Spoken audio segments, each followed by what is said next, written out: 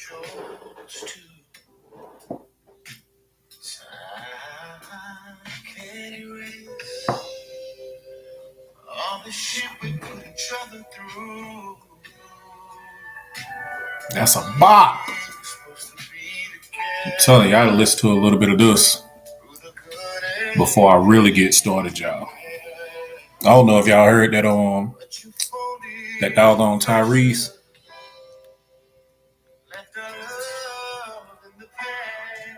Don't think you ever loved me, but it's fire.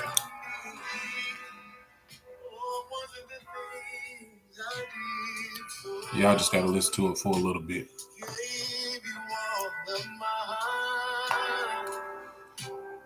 Let it put you in the zone of a little bit of what we're gonna be talking about tonight.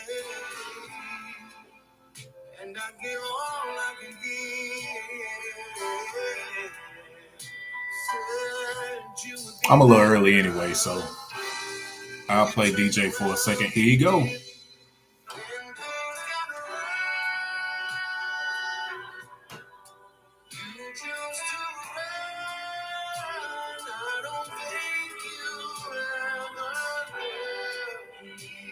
Sing it, boy. Yeah, like I was saying, I'm a little early because I start at 8 o'clock, but I just had to get in the zone a little bit. For this song, yeah, my sister turned me on to this song. Been on it ever since.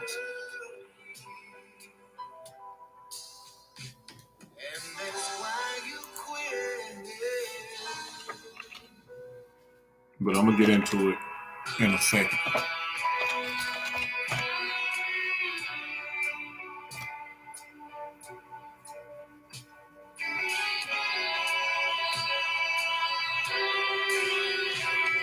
I appreciate y'all that jumped in here early with me. I appreciate you. And those that are in here watching on YouTube, I appreciate you too. And the ones that are right here on the Wisdom app, if you guys haven't already subscribed to my YouTube channel, please take a second and go subscribe to the YouTube channel, King Shid Productions. KINGSHID Productions. I appreciate you.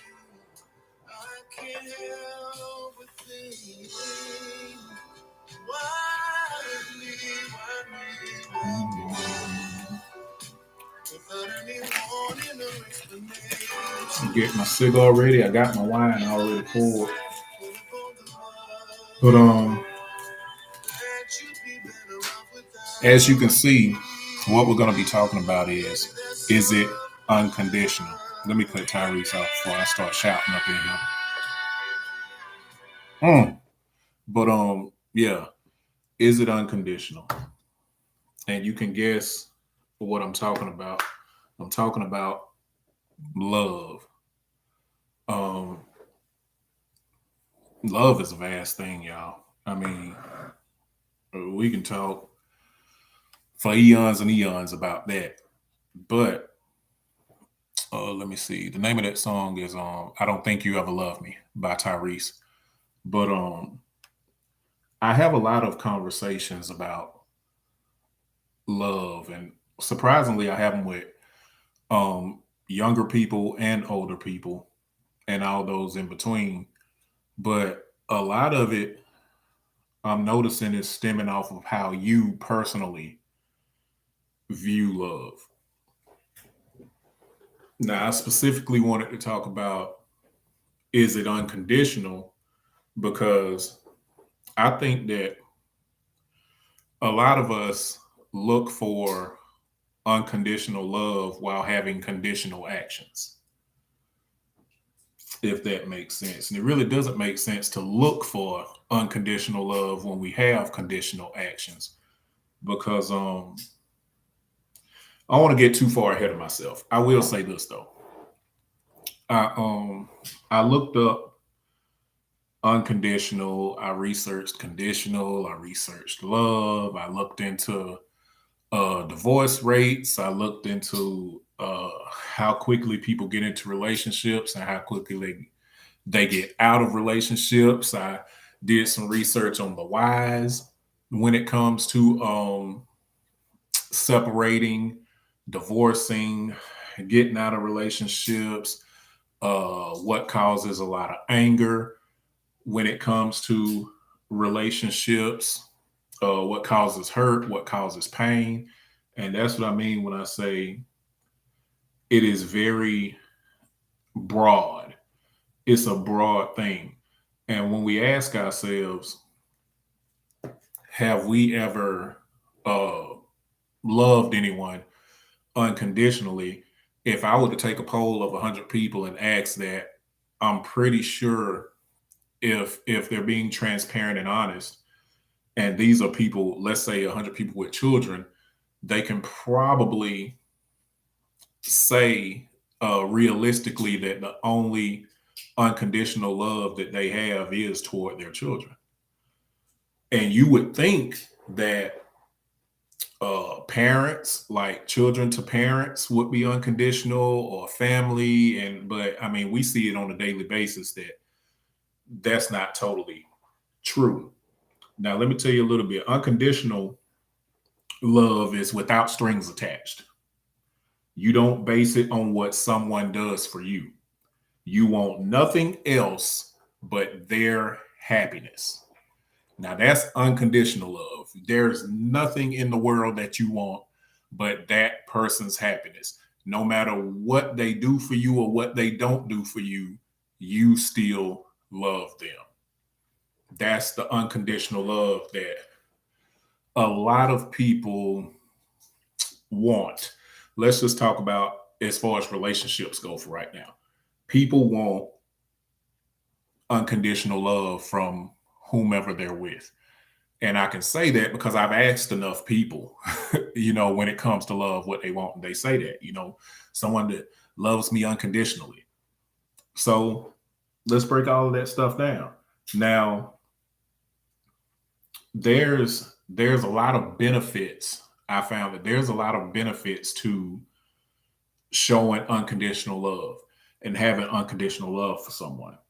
It can give a sense of security. It benefits emotional health, and not just for that person, but for you too. Because look at it for a second. If I'm showing love to someone and I do not care at all if they can do something for me, that's a sense of peace that I would have. That's a joy that you have loving someone, and there's no restraints on that love or how much you give it or anything like that, because you aren't looking for anything in return. There's a joy in you just loving that person, because look at the amount of stress that it puts on you when, let's say, you love somebody, you're in a relationship with somebody, and I've heard a lot of people say this. They'll give their all, and then all of a sudden they have this thought about, what if this person is going to make me look like a fool? What if I'm giving everything and they're out here cheating on me or talking bad about me behind my back? And then they start moving in a way like they already know this stuff is happening. And so they start doing a little less. And then they start thinking up things that probably aren't even going on yet. Then there's the stressors that come in. And then there's the, oh, I'm feeling like this, or you don't make me feel like A, B, or C, or you used to do this and now you aren't doing that. What's the reason behind it? Okay, this means that there are conditions attached to how you are expressing your love. Before you put those conditions on it, everything was great. You were hearing the birds chirp, the raindrops on the blades of grass was oh so clear. But now that love is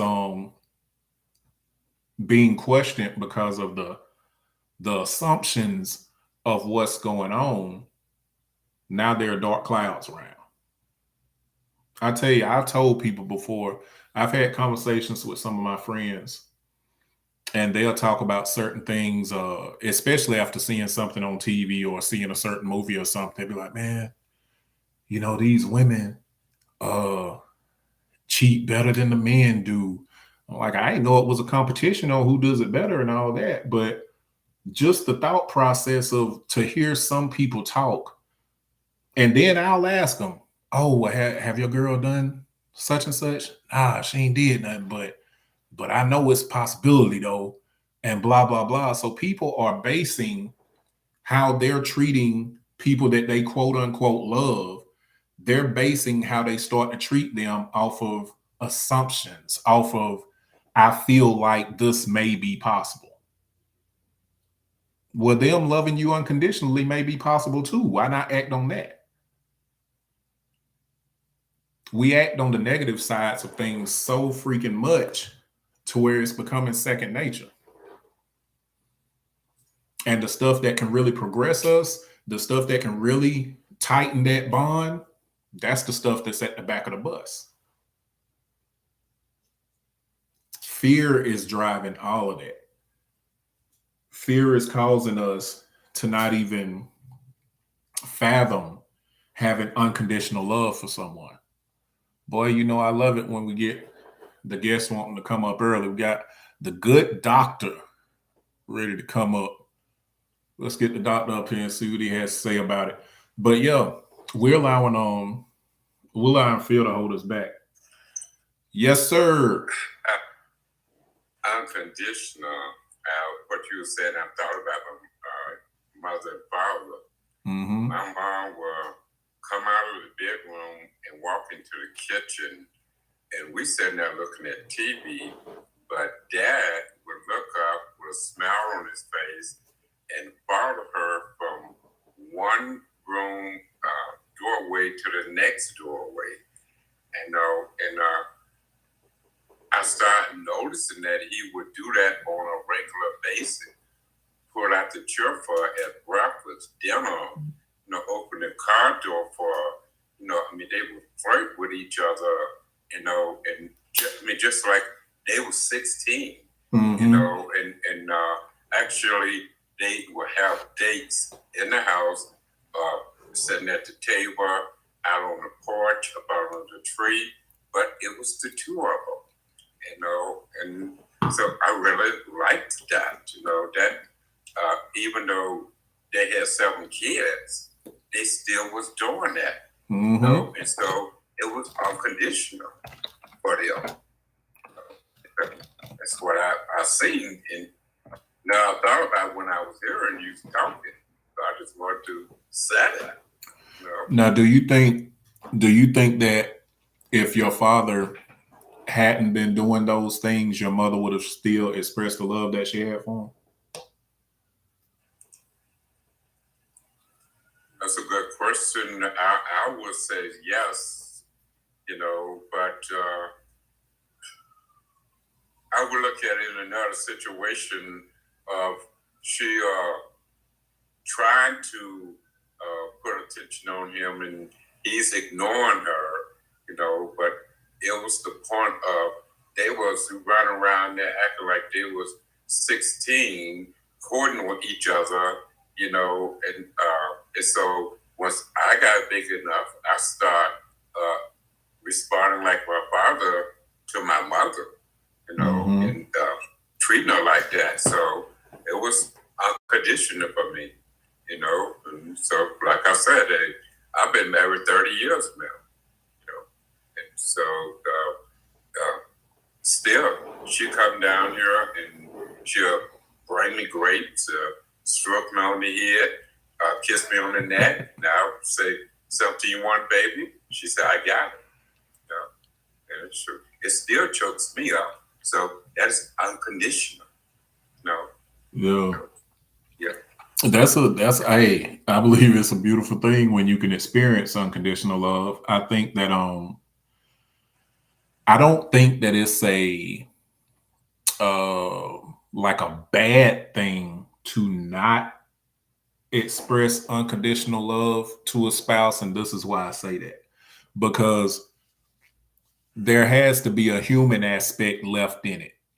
And I feel like if we look at relationships like they're supposed to exhibit unconditional love, then we're taking the human aspect out of it because we're saying that there's a perfect love there. And we know that there are very few things that are perfect, because if one would say, hypothetically speaking, one would say that if let's say your spouse did something that she knows goes outside of what you and her have agreed that your marriage will be, whatever the case may be, that if you have unconditional love, you're supposed to say, okay, well, yep, I understand you did that you made that mistake, but I'm still going to stay with you. I'm going to ride with you. I'm going to do everything that I was doing before, even though you stepped outside of what we vowed one to another, because I have unconditional love for you. So I don't want people to confuse unconditional love with being a doormat, because there's healthy love and there's non-healthy ways of showing love. Yes, and I have over 30 years of being a counselor. I have talked to people, that thought because they seen the old boyfriend, a high school girlfriend, and it was a hot moment,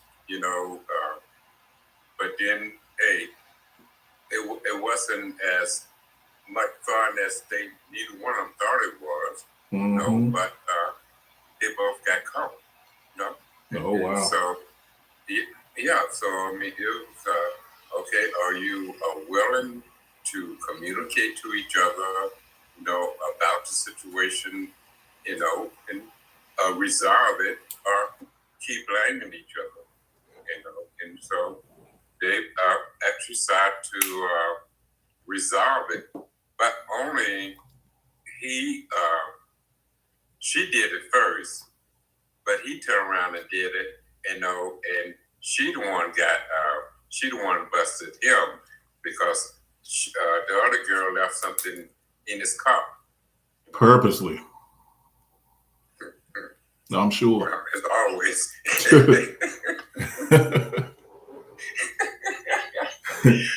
And, so quick. Oh yeah. Oh yeah. Oh, yeah. Mm-hmm. And it is, because because you got somebody, then you must be doing pretty good, how about me, and so it goes from there. But once the whole thing sort of like got out, they actually communicated to each other about what was going on, and it wasn't worth it, because the old boyfriend was with some other girl, the ex-girlfriend was married with 2 kids, so, a whole lot of conditional love going on. Yeah, right. And all because of spark, yeah, well, you're talking about your journey, and what you have accomplished, but hey, if you go down oh, well, my wife ain't doing this, my boyfriend ain't doing that, yes, you go soon get together because out of lust. Yeah. Not love, lust. Exactly. Yeah. And a lot of people get lust confused with love. And a lot of people get conditional love confused with unconditional love. Because one of the first things you'll hear a person say when they talk about loving someone, and you get to talking about all these situations and stuff like that, one of the first things you'll hear them say is, not gonna do it to me. I'll leave them right where they are. Nope, they won't have me in their life. But you said you love this person unconditionally. And research shows that 47% of couples are getting divorced. Now, I didn't dig deeper than that to see the specific reasons for those divorces, but 47% is a very high rate. And we always hear that love conquers all.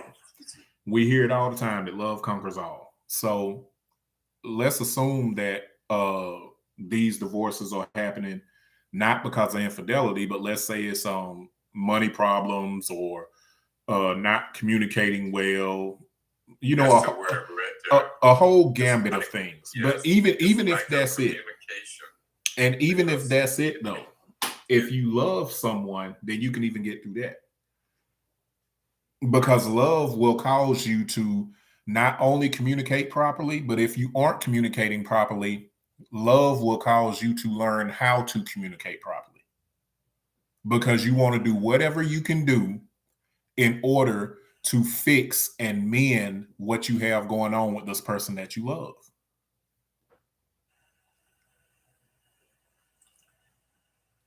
right, and love is not all communication. You know, it's sight, feeling, touch. You Uh-huh. know, the whole 9 yards. You know, so many. But if you start to assume, oh well, I brought her roses last month. You know, she ain't expecting them this month. You know, well, that's your assuming. You have created that in your mind. What it is that she don't want. You know, because you don't want her to have it until whenever. You know? Yep.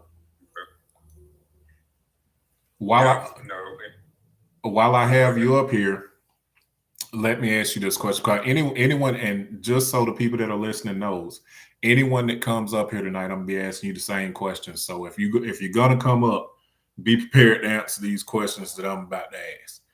Now I'm gonna ask you, Doctor, is there anything, absolutely anything, that your partner could do that would make you stop loving her? Believe me. If she left you, you would stop loving her.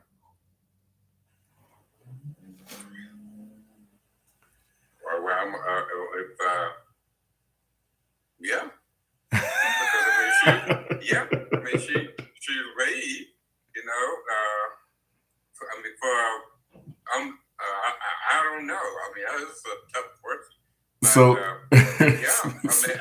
I'm not going to continue to love somebody that just don't want to be around me. You know, I'm gonna love her, but I'm not gonna love her as a wife. No. So her love, so your love for her in that aspect is dependent upon her being with you. So that's the condition. She has to be with you. Well, if she leave me, that would be her condition, is to leave. So why continue to love somebody going to leave you? Because your love would, well, another question that I have a little later will answer that question. Okay. But I'll say this. I look at it in this aspect. There was a situation that happened to me in the past where I was with a woman and I loved her, right? And when I was growing up, on into my early 20s and late 20s and early 30s, even, I always told myself that there was one thing that a woman could do that I just couldn't come back from. I said, if a woman does this, it doesn't matter where we are in the relationship. I'm not staying with her. That's just what it is. Okay, well, fast forward. I was with this woman, loved this woman, and she did something, right? Now, at no point, surprising unto me, at no point did I think I'm going to leave her. I don't want to be with her anymore, blah, blah, blah. Because the love that I had for her at the time was so strong to where not being with her didn't cross my mind. I was hurt. I was destroyed. It literally felt like my heart was ripped out and chewed on by 3 pit bulls. But leaving did not cross my mind at the time. Now, fast forward even more, we aren't together anymore, but there is still a love that is there. It's not, it may not be on the level that it was at, but I've always told people, in my opinion, and because it's my opinion, it doesn't make it right, but in my opinion, when the love is real and the love is true, whether you're with that person or not, that love doesn't go anywhere. Because I tell people all the time, my love doesn't operate like a light switch. I can't just cut it on and off like that. If it's on, it's there. Now, whether we're together or not, we may not be good for each other. We may not, build together and still be a couple, but there's still a level of love there to where um I'm still helping out if I can. If somebody wrongs you, I'm still in your corner to defend you if need be. Things like that. So I, I know you weren't trying to be funny, but it made me laugh when you said, "Yeah, if she leaves, I don't love her no more." Well, I mean, you didn't explain it the way you just did, and so the bottom line is like I love myself first. Got to. I love myself unconditionally. Mm-hmm. Okay. So, but to love someone else unconditionally when they up and leave you for no particular reason, I mean, you got to sit and think on the love you have for that person, and is I'm gonna stop being in love with that person? Yeah. Is I'm gonna stop loving that person?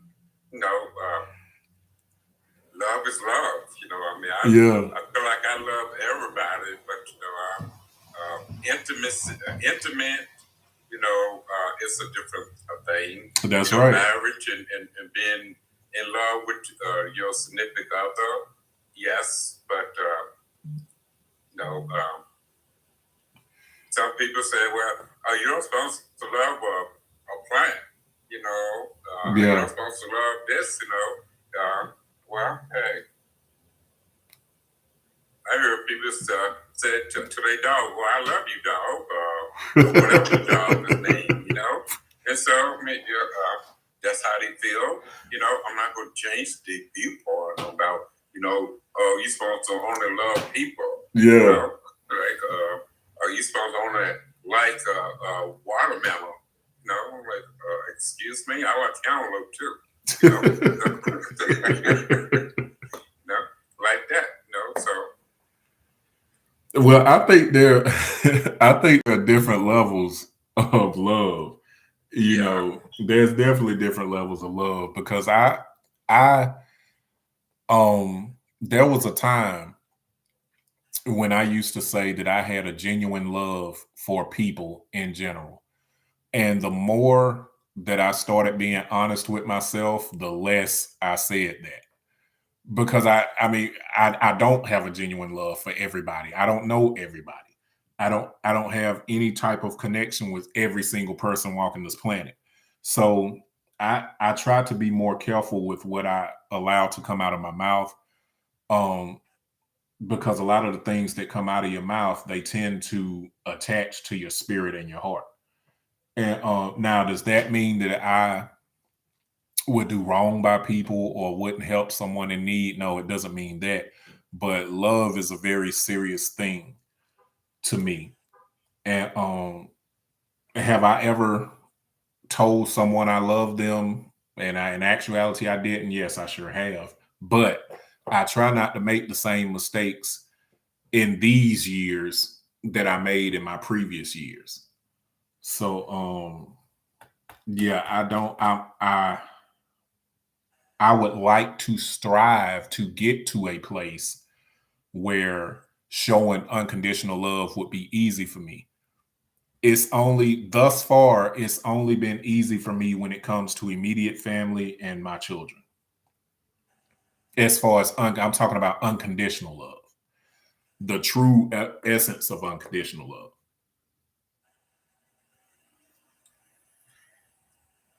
Yes, I mean, I understand that, and hey, me, myself, I start with myself, knowing who I am, loving myself, in respecting myself, enough to care, to be unconditionally of someone else's love. Yes, you can love me unconditionally. No, but a lot of times I'm gonna turn around and try you. Well, do we love me if I do this, or do we love me if I do that? It's like, well, are you playing the game with me, or you want to grow with me? And so it is a different. No.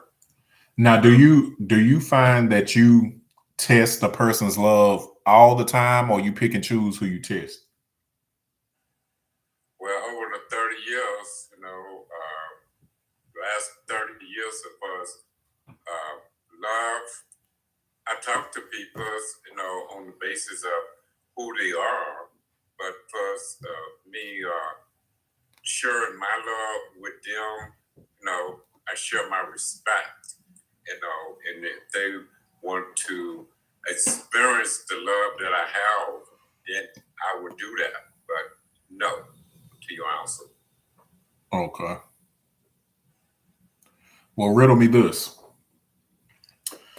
And after I ask this question, let's drop down. So if anyone else wants to come up while we're discussing this, they can, and then you can come back. Okay. At another time. But I want you to answer this question first, though. Did you start loving your wife because of who she was, or did you start loving her due to how she made you feel? It was a little bit of both, to be honest. And I taught a course at the time. She took it. The name of it is Basic Reality. And it was based on the relationship you have with yourself, and what do you want in a relationship with someone else. And so after that course, she asked me, she came to the university because we have also had a FUMO program, and that she helped us with the charity that day, and she helped us with the teaching that weekend. I said no. She asked me again, no, the following week. I said no, but I go with you, and it was just on the level of us communicating with each other because she liked what I said. She liked how I carried myself, and at the time I wasn't looking for no one, and she wasn't looking for no one, but it just sort of like came together. And so we started talking to each other, and it was a full year before we actually had intercourse together. It was just courting and getting to know each other, and each other do's and don'ts, and she was into entrepreneur and medical device at the time, and I was teaching the courses at the time. And so we just kept missing each other until it happened. Oh, okay. Well, that sounds lovely. I got someone waiting in the wings to come up, so she's gonna come up, and then I have someone coming up after Miss Nikita. Okay. Tammy will come up after her, and then we'll see how it flows from that point on. But as always, I appreciate you, Doc. Please stay listening, and you can come up a little later if you hear something you want to speak on. Always. All right, Thank you. I appreciate you. You're welcome. All right. Bye-bye. Bye. Okay, let's get. Oh, Nikita, I tried to hit yours and hit Tammy, so don't go anywhere.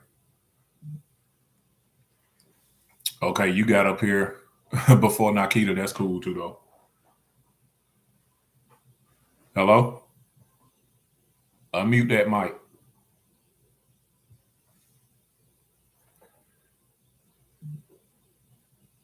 Unmute it.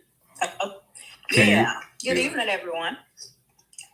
I have my wine and I have my jazz in the background. I'm in a mood. There you go. To talk about the subject, is it unconditional? Now, I've never been married, so I don't know the vows. All I want to, somebody that officiate weddings can answer this for me. But you know how they say, for better, for worse, rich and poor, is unconditional in there? Because if it's not, I feel like it should be. That would be a perfect thing to add in it if it's not in there. Because I don't think nowadays a lot of people get that. Because when you say unconditional, that means with no strings attached, no matter how bad or good you look, no matter if you are sick, you get well, rich, you don't got lost your job, anything. And I don't think nowadays people understand that. So when you say unconditional, it's from a marriage, perspective. I'm thinking that means I love this person no matter what. If he lost his job and flat on his back and he done swelled up like a whale, I still love him. That's what I'm saying, unconditional. But nowadays, you see people, as soon as a person not doing something you ask them to do, not doing something you want them to do, if you don't give them something, or if you lose your job, or if you stop looking good or whatever, they ready to bail out. Oh, that's yeah, with the quickness. And you can say you love me all you want, but it's not unconditional, because what we're supposed to have is that agape love, like God is supposed to, that to be technical, that biblically, that's what it's supposed to be. That was the main thing God preached, was love one another, because that's what he is, love. But in today's society, and as humans, we're not doing that. And I can be honest, even as a friend, we're not unconditional with our friends as well. As soon as that friend do something you don't like, or they stop doing this, I'm backing off that person, because I do. Yeah. I ain't backing that person. So it draws the line. Is it unconditional? Relationship-wise, marriage-wise, I'm speaking marriage, it should be. And I just want somebody to come up. I think Miss Hunt might know. Somebody officiate weddings. Is that part in there? Is it unconditional? Because if it's not, I'm telling you, it really should be. And it should be broken down. Well, let me tell you this. And you can take this with a darn skillet pan of cornbread and chill it. Now, if you have, for better or for worse, richer or poor, sickness and health, if people not holding on to that, they definitely not going to hold on just because the word unconditional is in them. But they need to hear that. They know it. People, at the end of the day, people are going to do what feels good to them. I know. It doesn't matter. It doesn't matter if they know. If we could break down unconditional like we breaking it down in this show before everybody get married, and if something happens within that marriage and one person feels like I ain't got to take this, then they out. It doesn't matter. When you have people get on a stand and put their hand on the Bible and swear before God that they're gonna tell the truth and then straight up lie. I mean, this is. I agree that it should be, and that should be the way that it is, but it doesn't go like that. What should it be? Should people before they get married have therapy on unconditional love? I think therapy, counseling, however you want to say it.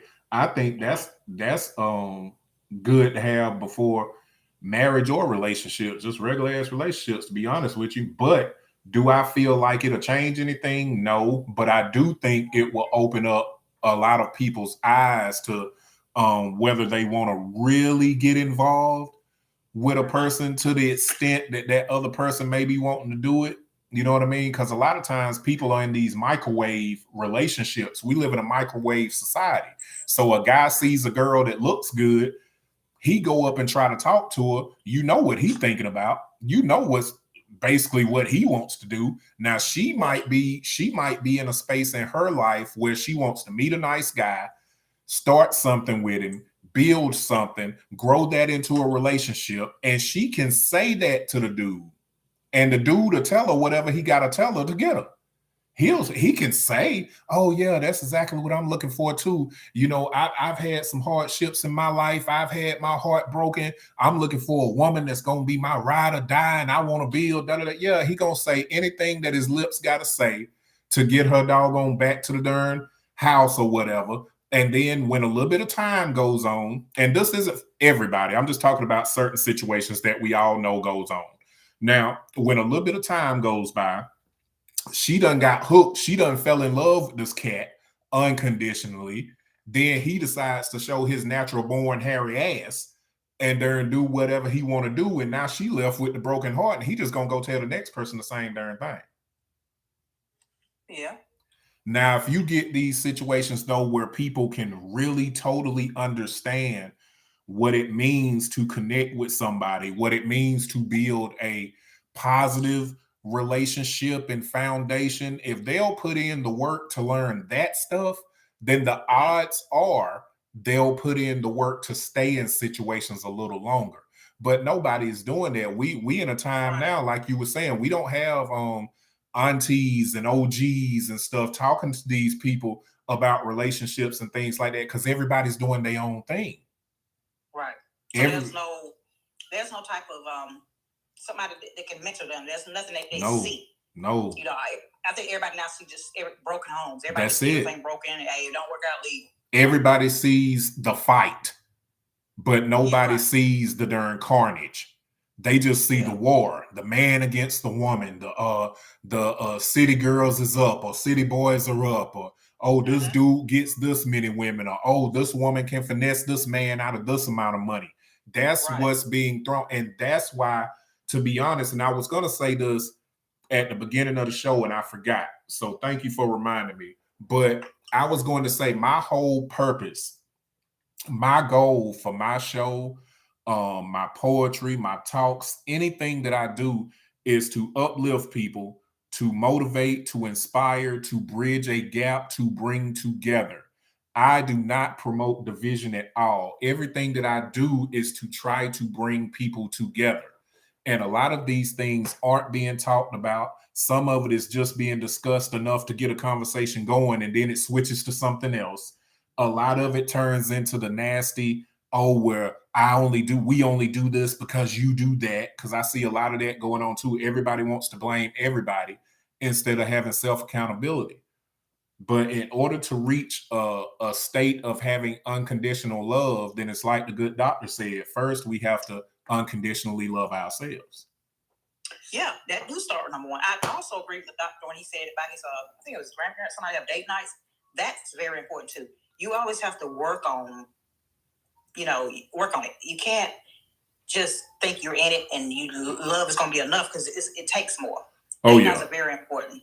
Quality time, all that stuff is important because it shows, and having that person back, because it shows a person how deep you in it, how much you love them, no matter what is going on. Yep. Love is definitely not enough. But since I have you up here, you get in the hot seat and getting to ask these questions too. Okay. First question. Is there anything that your partner could do that would make you stop loving them? Not stop loving them, because I probably always love them, but I just may not want to be with them. I might love myself more, but I won't stop loving them, because if you really love somebody, it don't stop like that. That's basically what the good doctor was saying too. And when I asked you the question, I laughed remembering his answer to the question, because he answered it quick. He said, if she leaves me, I don't love her no more. That's real though. That's a real doggone answer. Yeah. Okay. Now I'm gonna ask you this question, and then I'm gonna let Nikita come up, and so I can hear her take on it too. Did you start loving the person you're with because of who they are, or due to how they made you feel? Both. Both plays a part for me. Who they are and how they make me feel. Because if you with somebody, just because of who they are, but they ain't making you feel worth a dime, what's that? So how they are and how they're making me feel, because they can make me feel I'm special, I'm important. They just treat me overall just wonderful. It's a combination of both. Well, to answer the question, because you said if you love somebody for who they are, but they're making you feel like crap, what is that? That's actually unconditional love. that would be you exhibiting unconditional love, because unconditional love is without strings attached. It is. You don't base it. You don't base it on what someone does for you. You want nothing but their happiness. That's it. That's true, but you don't want to be treated like crap either. I ain't gonna be treated like no dish rag. But yeah, let's let Nikita come up so we get her shit. Stay down there in case you gotta hop back up this bad boy. Oh, okay. All right.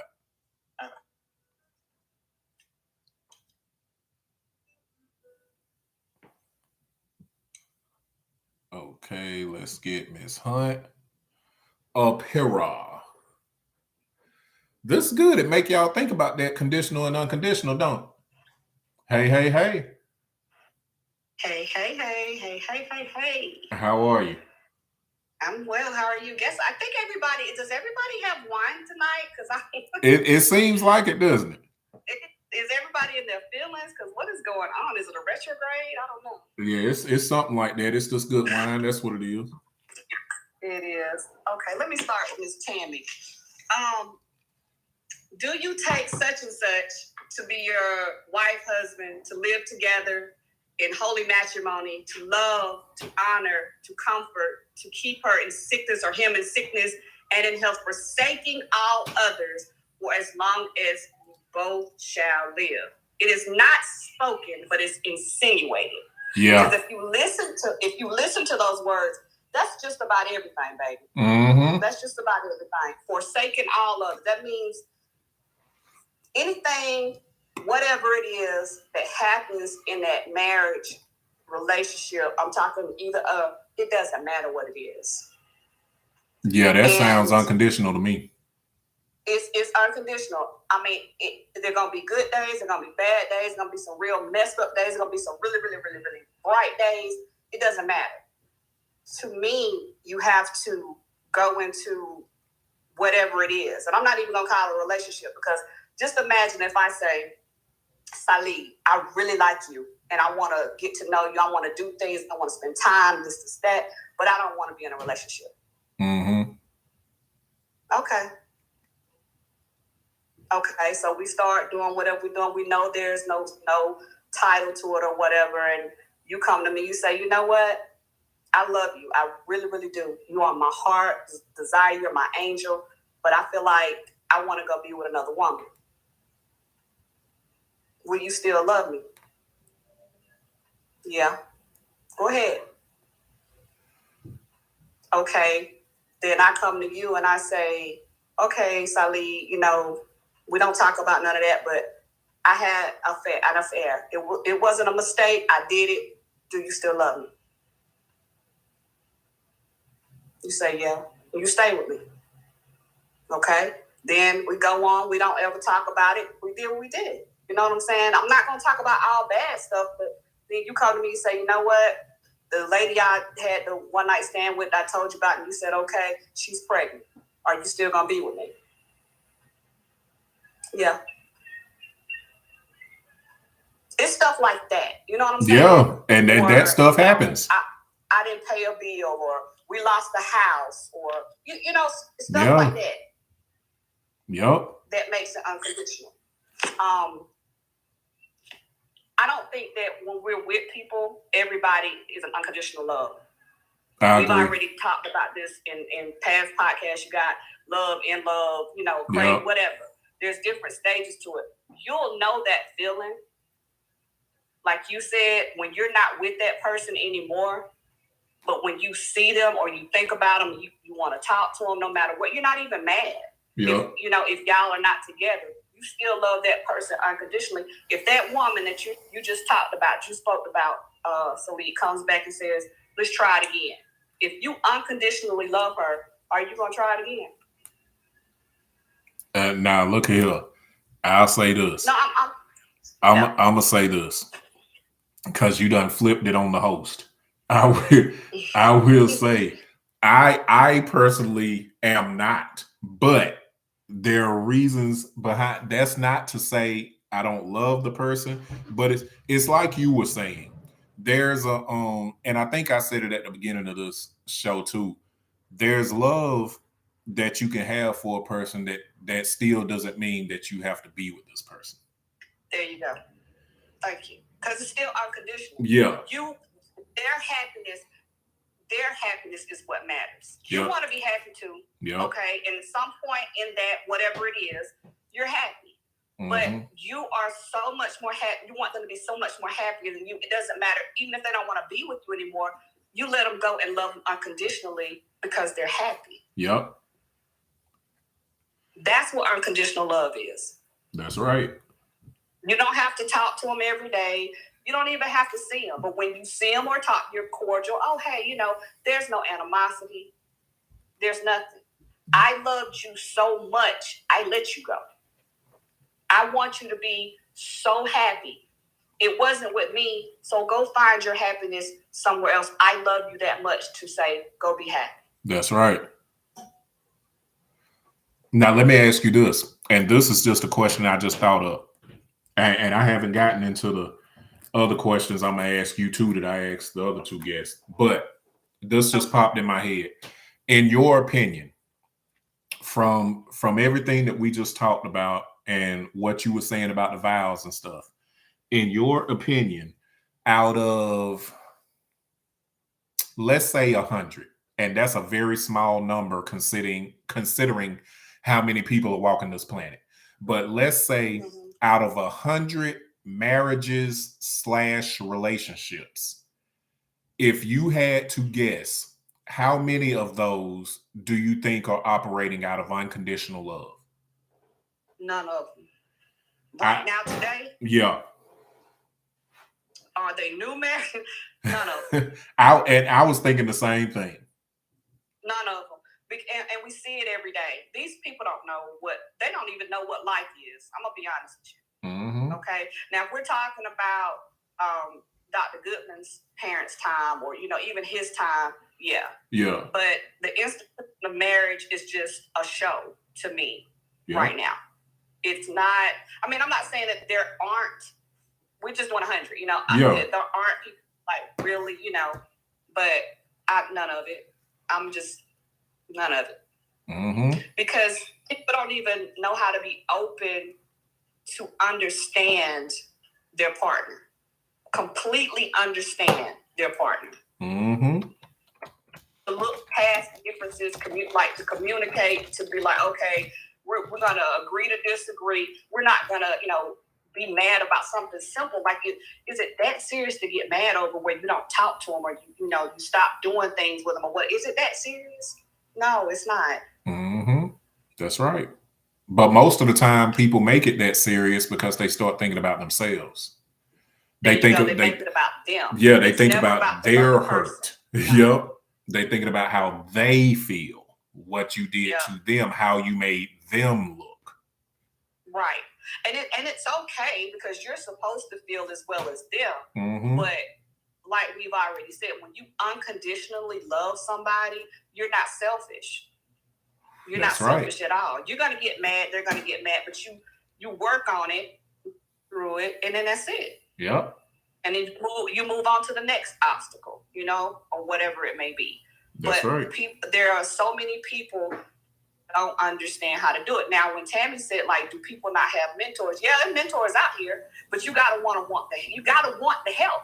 Yeah, that's right. If we all know that when you have somebody who speaks positivity like we do, they want to hear it, but they don't want to listen to that. When people come to you, like people come to me and said, okay, well, how do you deal with this and how do you do that? I'm called dumb and stupid all the time. I really am, because I'm looking at them like, what you mad about? Yeah. Well, he said this and he did that. Okay. What they got to do with you? Do you not understand it might be something that he's trying to tell you or she's trying to tell? You're not listening. You just hearing parts of this conversation and taking what you want to take out of it, making what you want to make out of it, and you're not listening to what they're saying. That's right. Well, he did this and she did that. Okay.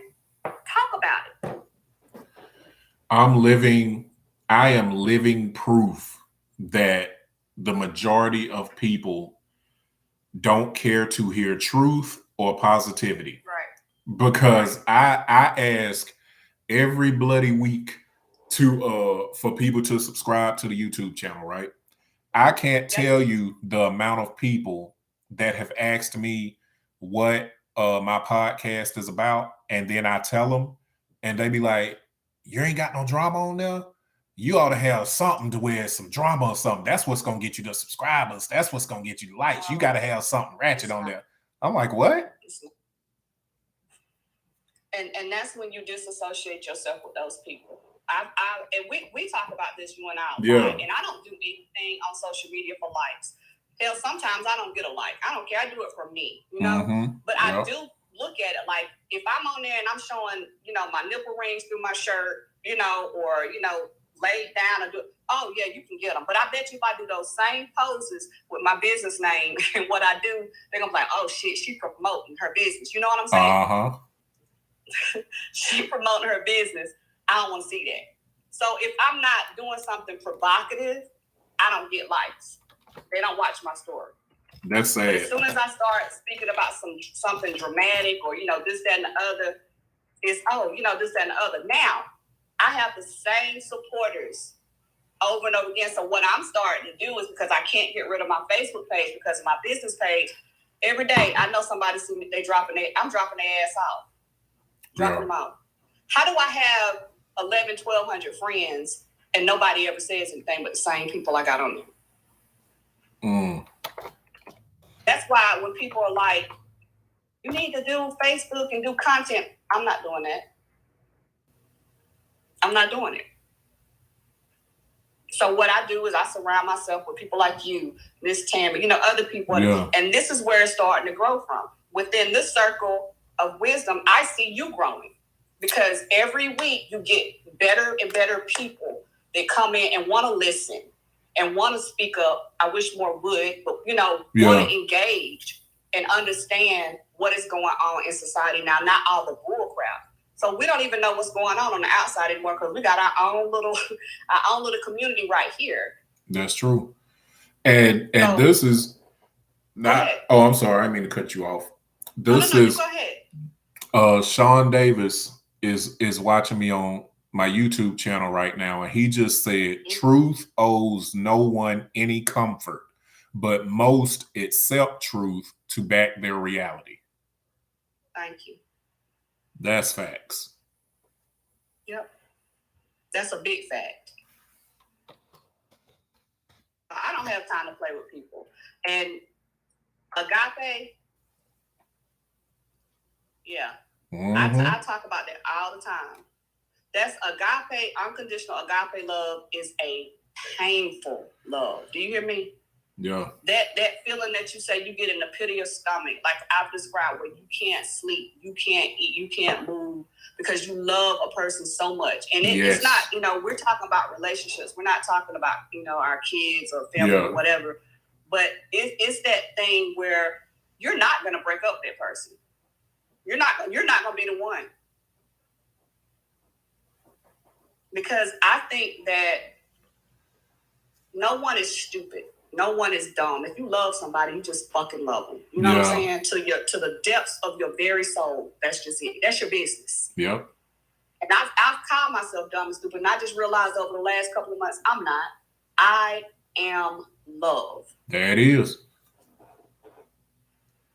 And if don't nobody like it, the hell with you. I don't care. But if you are the one at that particular time, and I do give you my unconditional agape love, you are a very lucky person. That's true for a lot of people. If you walk away from me, trust me, you're gonna feel it when you're gone. Especially if I still text you from time to time and say, "Hey, are you good?" I'm not trying to get back with you. I just want to make sure you're good. Are you okay? And a lot of people don't know how to accept unconditional love. They don't know how to process unconditional love because for the most part, they don't know what it is.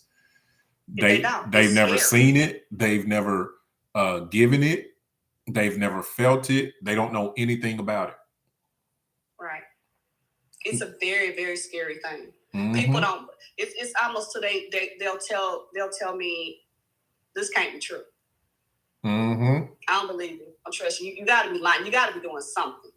You're not doing nothing. I've had I'm giving you.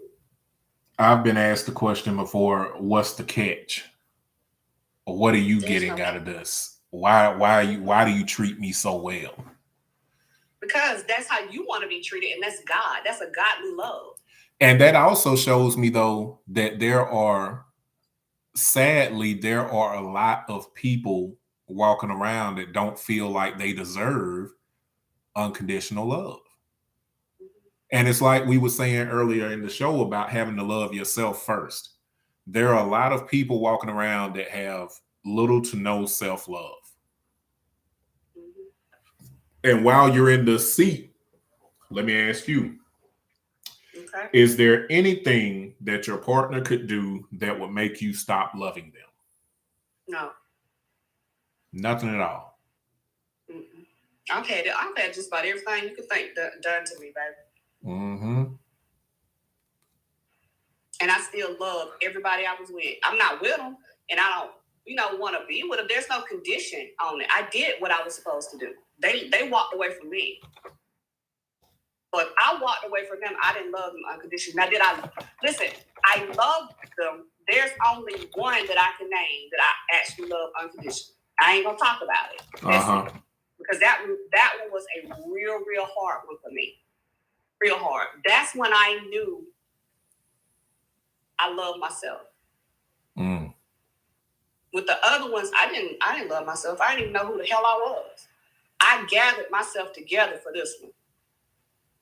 I opened my eyes and my heart, my ears, everything. I opened everything up. I was just like, you say transparent, baby. Hey, it was everything. And I did it. Every time I would be pushed, God, it's a godly love. God said, you ain't done yet. Stay right there. What he doing, I don't care. Stay right there. I'm going to ask you another question. I'm going to read Okay. a couple of these comments too first. Sean says, unconditional, defined, and unconditional felt challenges one's emotional intelligence. Challenges it to the utmost. You're absolutely right about that. Robbie says, people are so used to being treated badly by others. When they get treated well, they're suspicious, which is sad. And that's true. There's so much hurt. People have went through so much hurt. If there's an inkling or a whiff, a sniff of anything remotely close to what has already traumatized them, they retreat. They retreat or they get in defense mode. Now, Miss Hunt. Yes. Did you start loving the gentleman that you were just talking about? Did you start loving them because of who they are or due to how they made you feel? Did I start loving them because of who they are? Yeah, did you love them? Did you start loving them for who they were as a person, or did that love start because of how they made you feel personally? It was who he was as a person. And once I accepted who he was as a person, then the feelings came through. Does that make sense? Yes, it does. Now, did he change? Did he what? Did he change or did he stay the same? There are always changes. I mean, it would be like night and day. So it would be, listen, let's just go ahead and be real. It was the last one. The very first podcast that I did. It was that one. Okay? About the narcissist. And even though I know the issue at hand, I saw him. Like I said, I didn't know what it was, but it didn't matter. I saw him. And I was like, okay. And then things would, change. Like I said, even with that, he would be really, really, really good. And then I think, like we're saying, realize this shit can't be real. This woman cannot be real. Like, and Dr. Goodman say, test me. I pass every time. I don't even know you testing. I just know you doing stuff. And it's like, okay, well, I wonder why he doing this stuff. And then, the chain of reaction, you just see like, this dude ain't never been loved right from nobody.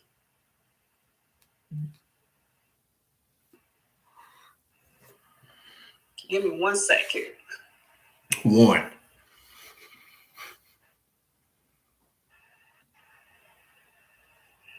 Now, while we giving her that second, I'm gonna tell y'all this. While doing this research, I also found they said that and we all know who they is, but they say that money can buy, and this is no joke now, this is been scientifically proven by these people. They say that money can buy true love, and money is an essential building block of love. What do y'all think about that? Money is what? Yeah, they say money can buy true love, and money is an essential building block of love. That's materialistic love, baby. That ain't got that don't have nothing to do with true love. They say it can buy true love. You don't care if they got money or nothing. Would you agree that money is an essential building block of love? And what I say that because when you if there was not some truth to it, then we wouldn't have, and when I say we, I don't necessarily mean you and I and the people here, but we wouldn't see so many conversations being had about what people bring to the table and how people can how men are to provide, and which there are ways to provide that have nothing to do with money, let's be clear. But for the most part, you know, in America, we don't have too many people going out building their own homes in the middle of the woods and hunting and gardening and that kind of stuff. So money is there. Money is needed. So I think that's essentially what they were saying by money is the essential building block of love. Because if you don't have certain things to worry about, then other areas, I guess you grow with a person and you can do other things. So you can grow that love if that's one of the things that you're not dealing with as far as finances. Now, the part about money can actually buy true love, I don't buy that, but I could be wrong. What do you feel? I mean, I know you said you don't believe that part. Put me butt naked in the middle of nowhere with a little tiny home and no electricity and no whatever, and we having a good time with our gardening and just loving on each other. I don't care about no damn money. I can't take that with me when I go. Yeah, you sound like you trying to be on Naked and Afraid. I mean, I don't want to be afraid. I don't want to be afraid, but I would like to be off the grid. I ain't gonna lie to you, because it's just so messy out here. It's just so messy, and it's depressing sometimes. Yeah, I feel it's like that. You let so much. I mean, I told y'all I moved so much when I was married. Okay, and my kids wouldn't even unpack their stuff out of their bins. I didn't have a lot in here. It was minimal stuff in here. And I started eventually getting stuff. That shit ain't making me happy. I was happier when I didn't have nothing. So if I knew I had to get up and go, I didn't have too much to grab. The more stuff you got, the more money you got, the more problems you got. I can't take none of that stuff with me when I leave here. It's a fact that you can't take it with you. Now, I still try to acquire as much as I can, not only for myself, but not only for me. I get that, but when you make that the top thing, that's the most important thing to you, then that's to me that's stupid. Everybody needs stuff. I got a shoe problem now, you know, or I used to have a makeup problem, and I stopped. I was like, what is this stuff really doing for me? You know, I'm that's like my what is the word I'm trying to think of? My God. Yeah. I gotta have clothes. I gotta have the finest jewelry. I gotta have the best car. You know, what do you have anybody to love you while you have not it? Because you seem to love that stuff when you love your own spouse or your own children. I just want love. Yeah. So we have a one of the viewers on YouTube said that I think it depends on what's important to the individuals in the relationship. It's not a one size fits all. Yep, yeah, I can agree with that. Yeah. But we have Mr. Kevin Evans. Yeah, Kev is back. He gonna come up here. I hope he got some wine. Yeah, I'm gonna ask him if he got him a glass. But yeah, definitely stay down here though. You know how it goes, Nikita. I got you. All right. Uh-oh, I think my phone hot. Hold on a minute. I can't bottle it out. I got you. All right, we got Kev coming up now. But yeah, this is good stuff again, y'all. We digging into it. And it's like Yo, Barb said, what's going on, Kev? What up with you, Nikita? I see you down there. Hey, I'm gonna hit on I was gonna hit on the topic, is it unconditional? But since we were just on, and I just finished coaching my son's flag football game, I lost my voice. But okay. I'm gonna hit on the money thing, then I'm gonna go hit back on that. I ain't gonna be before y'all long. I just want to chime in a little bit. It was getting pretty good. You know, Nikita always bring that fire. But I feel like money can't buy true love. But the fact that, like, it's a saying that somebody said, and I always stick with, they say money can't buy happiness, but it's a hell of a down payment. I kind of agree with that a little bit. Like, yes, feeling money brings. And I use a lot of analogies. J. Cole said, I don't love no material things, but I'm in love with the feelings they bring.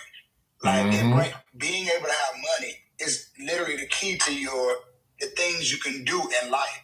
So it brings happiness through the resources. If we can go on trips all the time and buy whatever you want, you're naturally going to be happy. And that has a direct effect on your feelings, like your emotions. If you're happy all the time, the person who's bringing you happiness, you tend to feel like you love them, and it can draw you closer. Yeah. Now, those tough times is really what tests your love. Like Nikita was saying, have a butt naked out in the woods somewhere because you can't take it with you. But boy, do you got to be tough to be sitting there with somebody, you know what I'm saying? I'm telling you. It's a little bit harder for that love to sprout. So a lot of times that tests people. So I feel like the feelings that money can constantly bring can lure your emotions to feel like you love a person, because I'm always happy because of this person. And that emotion brings love. Happiness makes me feel like I love being with this person. But it can fool you. And back to the original, is it unconditional?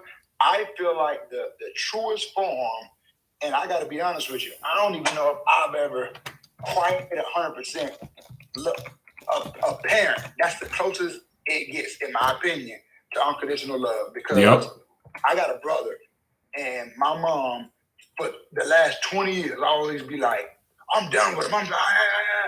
She ain't gonna never be done with him, because that's her child. She love him, and she'll do whatever. I think that's the purest form. Today, we give each other, we give ourselves an out. We say we love each other unconditional, but they better not cheat on me. Or they did this, no, I couldn't tell. Or they did that. We always have that out in the back of our mind. If this person does this, I'm out or I'm gone. You know what I'm saying? And I heard y'all touch on something. If you can still love that person, but you left them, and then you're gonna fall out of love with them eventually. You know what I'm saying? So I think that's not unconditional love. It's conditioned. Love is hard. Yes. We don't want to let people constantly make us feel a certain way, and we stay. Unconditional love, I think that's overrated. What people say, people throw that word around too much. That's rare. That's like maybe 3% of people love somebody unconditionally. That is a hard thing to do. That's right. For real. Like, they throw that unconditional love thing, like, yeah, I love them unconditionally, but let them make you feel a certain type of way. Then you, oh man, I don't know, I can't deal with too much of this. But see, it's mean under no condition. Period. It's easy. It's easy to say that you love someone unconditionally when everything is going well. Right. But as soon as that doggone boat starts taking in some seawater, oh yeah, that unconditional will get tested. It will get tested. You know what I would like to see, and people will probably throw stones at a person, but if I saw this, I wouldn't even get mad at the people. At a wedding, if the pastor read all that stuff, and then somebody actually pause and be like, boy, hold on, let me take it in. Because people say yeah too quick. Yes. Because it's a show. You gotta say yeah. You know how many people don't truly mean that, but say yes? And I'm not saying that they don't want to be with that person. Or I'm not saying that they're not gonna last for 50 years. You know, I hope so. Everybody that gets mad, I wish them luck. But people just be smiling the whole time, looking at the other person, waiting for the preacher to stop talking. He's saying some stuff that you need to be listening to. But they a lot of times, bro, people are so caught up in the Disney world. Yes, sir. While they standing there, it's Disney, Mickey Mouse running around. They thinking about the music that's gonna get played at the reception. They thinking about the turn up. They not thinking about the 2 to 5 years that's coming to where you might get on this person's nerves, or they might get on yours, or you might say something and they take it the wrong kind of way, so now the energy messed up in the house, or old skeletons rear their ugly head, and now all of a sudden that stuff popping up. That's not what people think about when they staring in them pretty brown eyes. Oh, not at all. Not at all. They just say yeah. That's it. Have you ever heard of any wedding? I've been to maybe 3 or 4 in my life. I ain't never heard nobody say no at the wedding. You done paid too much money. Yeah. You got the DJ set up. You done bought this cake. Well, my brother told me that the only reason he married his wife, the only reason he didn't call his wedding off, because they had already put the deposit on the cake and couldn't get it back. I said, well, listen, don't tell nobody else that. That's crazy. You know you don't want to be with this woman. You sit here and let this pastor waste his time, and you sat right up there and said, yeah. Because it's a show. Because of the cake. People love people unconditionally. They just throw the word around. Bro, you know what other word gets thrown around like unconditional love? What that? The word love itself. Oh yeah. Oh yeah. It's transparent moment time. This is the time in the night where I get transparent. Bro, I have had, and it turned me off so bad to where I probably could have spit fire. This is how turned off I was. I was in my 20s at the time. I met this lady, and when I tell you we didn't know each other existed for about, it hadn't even reached the 5-hour mark yet. I mean, it was less than 5 hours. And this woman looked me in my face and said, I've never had a feeling like this before in my life. I love you. She should have kept that to her doggone self. That was such a doggone turnoff. Because me, the way I think about stuff, and a lot of it is because of, childhood traumas, things that I've seen growing up, things that I've seen in other people's relationships, is I've seen some pretty scandalous stuff be done right after someone told someone I love them. And so it always raised my antennas to hear. And that's not to say everyone that's ever said they love me, it raised my antennas, because some things you can feel. You know what, most of the time, I feel like most of the time, you know whether a person loves you or not before they ever tell you that they love you. Right. Because you feel it. They're exemplifying that. So, but that word love and unconditional gets thrown around like doggone marbles in the back of a schoolyard. Man, I got this saying.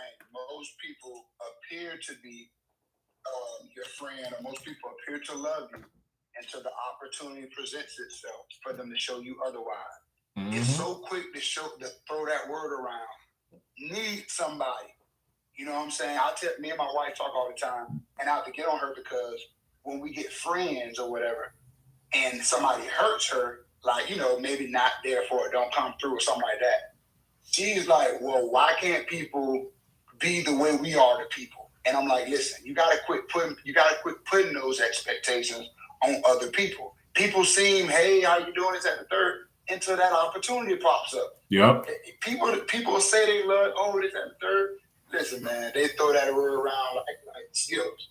Yeah. Now it's some tests come with that love. A lot of tests. A lot of trials, tribulations, and masculations. Yes, whatever that is. Yeah. But since you decided to come sit your happy behind in this seat, you're going to answer these questions too, brother, man. Come on. Now, is there anything that your wife could do that would make you stop loving her? Anything? I'm going to say no. It's nothing she can do to make me stop loving her, because when she does it, whatever that if may be, I'm going to be livid or whatever. And I'll say this, though, and I say I'm being transparent. Yo. It's several things she can do to make me leave her. And if we're separate over time, I'm going to love her for a long time. Yeah. We're married 9 years. We got a child together.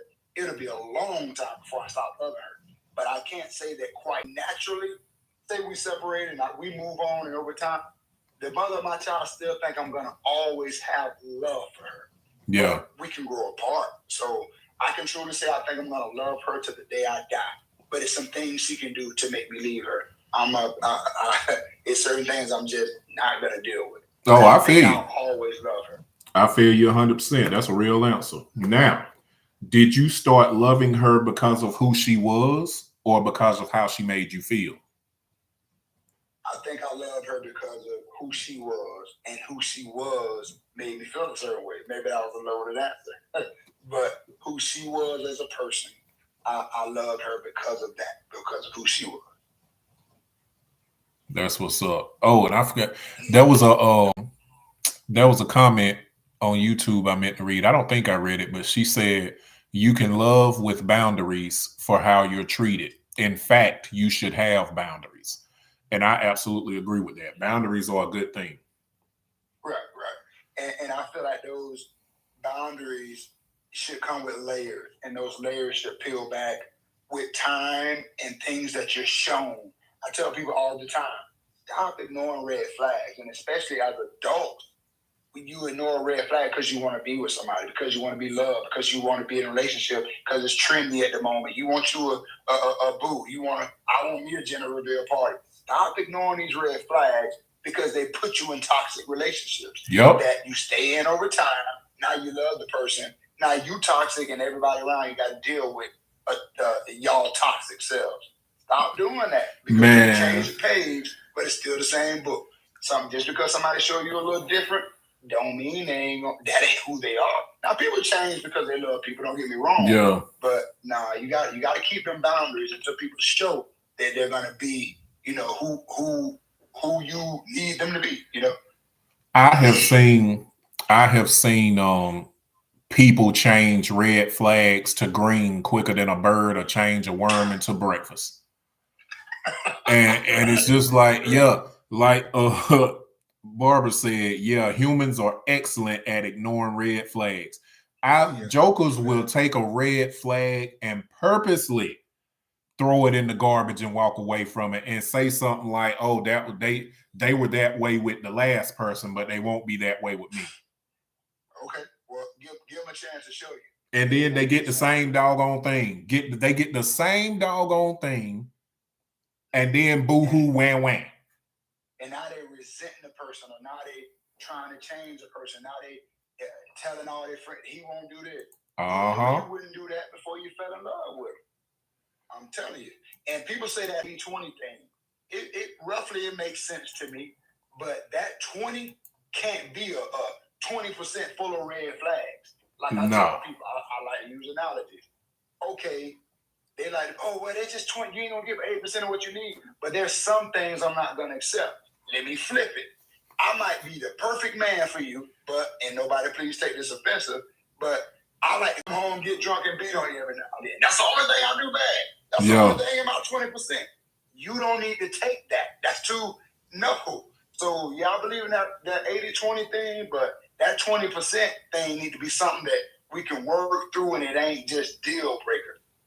And then too, red flag, I'm telling you. And then too, we have to understand too that every red flag doesn't appear to be red to everybody. Yeah, you're right. Because there are certain things that that I may have that I haven't totally dealt with yet, or maybe a quote unquote red flag to one person, and some other woman may not see that. She might see that as, oh, okay, well, that's just not that bad. And it all depends on the circumstances. It all depends on what people have been through, because there are a lot of people that have been through stuff that's so freaking out there to where a man coming home an hour after he say coming home ain't nothing to them. Yeah. You know what I mean? Right.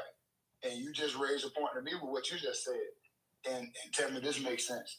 The flag may not seem as red until you can't take it no more. Like, for example, he might go hang out with the boys. You might, oh, that's cool. Until that's all he care about is hanging out with the boys. Now, you're in love with him. Y'all had kids. He ain't studying the kids. He'd rather go hang out with his boys. Well, he could tell you, well, baby, you know I always hang out with the boys. Why you tripping now? But you dealt with it then. Oh, he just hanging out with his homie. Now that's all he want to do. Now the flag wasn't as red at first, but he was showing you that. You might say, like, I want to be a family man. That's why I went to counseling, and the counselor went to talking about, and I didn't mean to get off subject, went to talking about the past, like digging deep, like childhood. I'm thinking, like, why is this relevant? But it is, like, you got to see how people's morals and values line up with yours. You got to know how they were raised. You got to know what's important to them. You got people that you can have their baby, and then they still ain't studying you or that baby. Yeah. Because nobody was ever studying them. So that's if right. You want a family man, a man that put your kids first, a man that's they're raising your boys and teaching them how to be men. Look at how he was raised. Look at what's important to them. Stop ignoring them red flags. I'm telling you, because they're gonna cause a lot of heartache. I'm telling you. I just read your kid, and now you wondering why. And he wasn't studying. Nobody else was studying him, and he showed you that. All he cared about was hanging out. And you have to understand that when people say that they love you, you have to first, and that's why I always preach about knowing who you're with, because you have to know whether that person even knows what love is first before you start taking stock into them saying they love you. But what I was giggling about is this comment on YouTube that says, I read something where a woman said it's a red flag to her if a man orders dessert because that's a feminine trait. That just goes to show.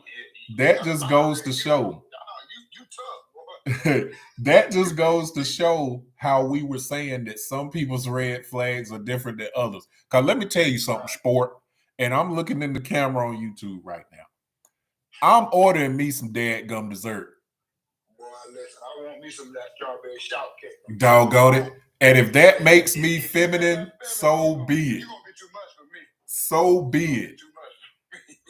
If they think that makes me a woman, then so be it. But who thinks like that? See, hey, that's a red flag for me. Exactly. Just that thought process. You're going to think the way I sleep. You're going to be critiquing everything. Because I sleep on my left side, that's a feminine trait. No, that's a feminine side. That's a feminine trait. I don't like laying on my back all the time when I sleep. Right. Goodness, man. And that's another thing, too. Yeah. But see, that's another thing, though. There are a lot of people that put stock into so many things that aren't important to where they miss the important stuff. Boy, you ain't lying, because no offense if that person is listening, but it ain't no way that can be on my important list that you like to order dessert. No way. So I can't drink no wine or nothing because that's feminine. I can't. and I drink, and you know what though? And now that I think about that, I drink wine every week on this broadcast and with ice. I'm just so I know for a fact there's probably people that listen or watching me that probably say, well, this dude drinking wine with ice, but I seem to like it. Boy, listen, and guess what? That is the absolute only thing that matters. And That's I'm it. just a very optimistic person. I like to let you do you. Hopefully it aligns with the things I like so we can have things in common. But guess what? You're an individual first before we get together. That's why I don't like when people say, oh, you make me complete. No, we both come 100%.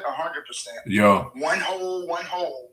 And then we mesh with what we like. Some things she don't like, go do it. Or maybe I'll show a little interest because that's my wife and vice versa. Like, I love sports. My wife really don't like sports. But we might be watching the game. What happened right there? Oh, this happened, baby. You know, to keep me in the house, she'll come. She already know I ain't hanging with the boys. I'm at the house watching the game. So she'll come try to get a little interested. But she ain't gotta like it. I don't care if she don't like it. Yeah. You know, so, you know, that's my take on it. Well, brother, you know I always enjoy your take. I'm gonna see if some more folk want to hop up here and speak their piece. Already, man. I'll still be listening. All right. Appreciate you. All right. Let me see. Okay. Yeah, y'all don't be shy. Hop on up here. Cause I gotta ask these. It's another question that I wrote down that some people may take offense to. I didn't write the question meaning to be offensive, but I can explain it better when somebody hop up here. So somebody get on up here. But while I'm waiting on somebody to pop up here, let's read some of these comments on YouTube. It said this particular lady that was talking about the dessert will definitely put me in the category of being too feminine, because not only am I drinking wine with ice, but I'm actually drinking it out of a wine glass. So I'm breaking all of the manly rules by doing that. I probably should be drinking it straight out of the bottle or something like that. But you know what I mean? Sometimes I like to be a bit classy or civilized. I mean no harm. And I'm drinking wine with ice and smoking a cigarette at the same time. I don't know what in the world wrong with me. Yola. Okay. Well, drinking your wine, is it stemless or stem glass? Oh, it's got a stem on it. Matters. It's got a stem. It's got a stem. Does that matter to the? Oh, I'm sure that matters. I'm sure that matters. Maybe. Hey, you know what though? I drink wine with every show and smoke a cigar with every show for a couple of reasons. One, because it calms me down, it makes me feel good. I like it. Two, I'm hoping that some kind of winery or cigar maker will come across my darn podcast and sponsor it or send me a case of both. That would be lovely. That's right. That's right. So whoever, I mean, I guess that's that person's you know, that's their red flag. They don't feel like a man maybe should drink wine. I don't know. Hey, everybody has red flags, you know, and I don't downplay anybody's red flags, because depending on what day of the week it is, I might have my pinky out while I'm drinking my wine. Ooh. I might on the left hand. Oh my goodness. On the left hand. Short out. Yeah, because everybody's red flags are different. My red flags might not be the same as the next woman's, you know. That's our right as humans. But I guess I just came up here to be the bold one to answer your question you said you had. Okay, here it goes. Now you remember when we said when I said that studies show that money can buy true love and it's an essential building block of love, right? Mm-hmm. So this is the question that I have. And think about this before you answer. Mm-hmm. If you had one, what would be your price? If I had what? If you had a price. Like, since let's assume that they're correct when they say money can buy true love. So what does your true love cost? I can't say I have a price because I'm not that type. There's no price on love for me. Not true love, because and believe me, I've had people that I know, friends of mine, that have said to me, money can buy you love. They say all you have to do is get that money. They say you'll learn to love them. That's what a friend of mine has told me before. You'll learn to love them. Just keep collecting that money. You'll eventually get there. Me personally, I can't do that. I have to actually have that feeling for you. I won't be happy, even if all the money in the world, the yachts, the shoes, the bags, all that stuff, I still deep down inside wouldn't be happy. So it wouldn't be a price to me. I have to pass on it. Let somebody else do it. So as far as you go, your particular true love doesn't have a price. No, because I'm telling you, no, because like I said, I've had people that had nice cars, this and that. But if that feeling wasn't there, I couldn't get into it. I just can't do it. If I ain't got no love for you and I ain't feeling it, I can't even pretend. Now you have some people that can. They pretend. You doggone right. I personally can't pretend. I can't even try to grow it. Somebody has even told me this too. The more you spend time with a person, you'll end up falling for them. Yeah, I've heard that. See, I guess maybe so. If you spend enough time, but deep down inside, I don't feel like I would be happy. And maybe not at first. Maybe not at first. Maybe not at first. No, the way I would feel guilty. The way I was raised, deep down inside, I know what God's way is. So I couldn't just. I feel like I'm using a person. I can't be there with them, and I know I truly just ain't. It ain't there. I'm not happy. I wouldn't be happy. I go out shopping and all that, but at the end of the day, I ain't happy.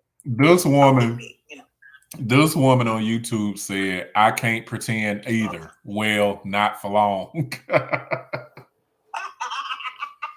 I tell you this, I'm gonna be totally honest. If I had to put a price on it, I'll say, because whatever you do as far as love goes is a choice. You make a conscious decision whether you're going to be loyal to a person, whether you're going to be there for a person through the good or the bad. That's a choice. You make a choice to do that. So I can make a choice to do that for someone for about, and if we talking about eternity, you give me a good 27.6 million and a lifetime supply of cornbread with honey butter, and I'm telling you, I can make it happen. You tripping? Look how many people. Look how many people have undeservingly got your love for free. Yeah, that's true. But I'm telling you, me personally, I can't do it. I just would feel bad. I mean, I just would deep down wouldn't be happy. You feel bad because they paid you for a service? What service? What are you? Now you? No, your love. I'm talking about your love. If they, so you saying if a man came to me and said, "I give you 20 million," just in exchange for your love, in exchange for, let's say he skips the you guys meeting and exchanging numbers and stuff, he comes up to you and says, "Look, I saw you from across the room," or wherever he saw you at, and he said, "I think you're a beautiful person on the outside. I like the way, from what I've seen, I like the way you carry yourself. I will give you 20 million right now just for the opportunity to solely get your time, to where you doggone focus on me and me only, and we try to see where this can go." Okay, I'm saying for how much time are we talking? Because, well, I don't know. I don't know about an exact number, but I mean, you pretty much know. I think you'll pretty much know how whether you really feeling somebody or not within them first. Right. So if I agree to that in the first couple weeks, and I'm like, I don't think I can do this. Yeah. I'm probably gonna when I'm back on out. That's fine. You still get to keep the money. But Miss, it won't be worth it to me. It just won't be worth it to me because my peace and happiness, I just can't do it. Oh, definitely. Protect that peace at all costs. But Miss YouTube said this is not tender, but okay. Stretches out hand. Well, I mean, that's each his own. But I mean, like I said, it depends on how long it is, because you never know. You could end up falling for a person, like I said. Exactly, you might fall for him. But that is possible. That's possible. So I can't just say flat out. Then in that case, no. But if I see it's going where I know I'm not, and it just because you know what it reminds me of a little bit. It reminds me that concept reminds me a little bit of Pretty Woman with Julia Roberts and Richard Gere. Yes, that started out as just a monetary transaction, and them jokers ended up falling in love. That can't happen, but I personally just don't want to start off that way. Eggs are too high. Huh? Eggs are too high, and gas prices keep going up. Knock it off. That ain't unconditional. That's the topic. Is it? You doggone right. And no, those are conditions. But right. But so you have no price. Okay, I got that. Now we got somebody else waiting to come up. So I'm gonna take you down, and you listen. In case you got to pop back up this bad boy. All right, see ya. All right. Okay, we got Miss Robbie coming up, and I think I saw someone else waiting to come up too. I'll see. Hello. Hey. How are you? So I have to agree with Tammy. I have no price either. I mean, what you described, that sound like how you used to get those sugar baby messages. Yeah. You know, not sugar baby for this amount of money. No, I'm good. No, just for he's on. This particular guy is offering these millions just for the opportunity to have you build. To have you build. That's all. Basically, what he's saying. Basically, what he's saying is, you trying to pay me for me to love you at the end of the day. Hopefully. You have no price on your love. He ain't saying you gotta love him. You give freely. He ain't saying you gotta love him. He's just wanting the opportunity for you to. Whether you fall in love or not is on you. I guess, but it's still like he's trying to pay me to get it though. Tomato. I did what? Tomato. It's the same thing, pretty much. Hey, YouTube. At the end of the day, YouTube woman said, and he's lying to you anyway. He wants some of that sugar bowl for that 20 million. You doggone right he wants some of that sugar bowl. Ain't nobody giving you no $20 million just for an opportunity. Unless he's real confident in his doggone energy. Now that's some real confidence if a dude's like, okay, yeah, I don't mind giving you this money because I know for a fact you're gonna fall in love with me. And there are some bold people out there like that. True. I ain't one of them. If I pay 20, if I'm throwing 20 doggone million, it's more than a sugar bowl at hand. But since you decided to jump in this hot seat, yeah, I'm waiting for your other questions. Go ahead.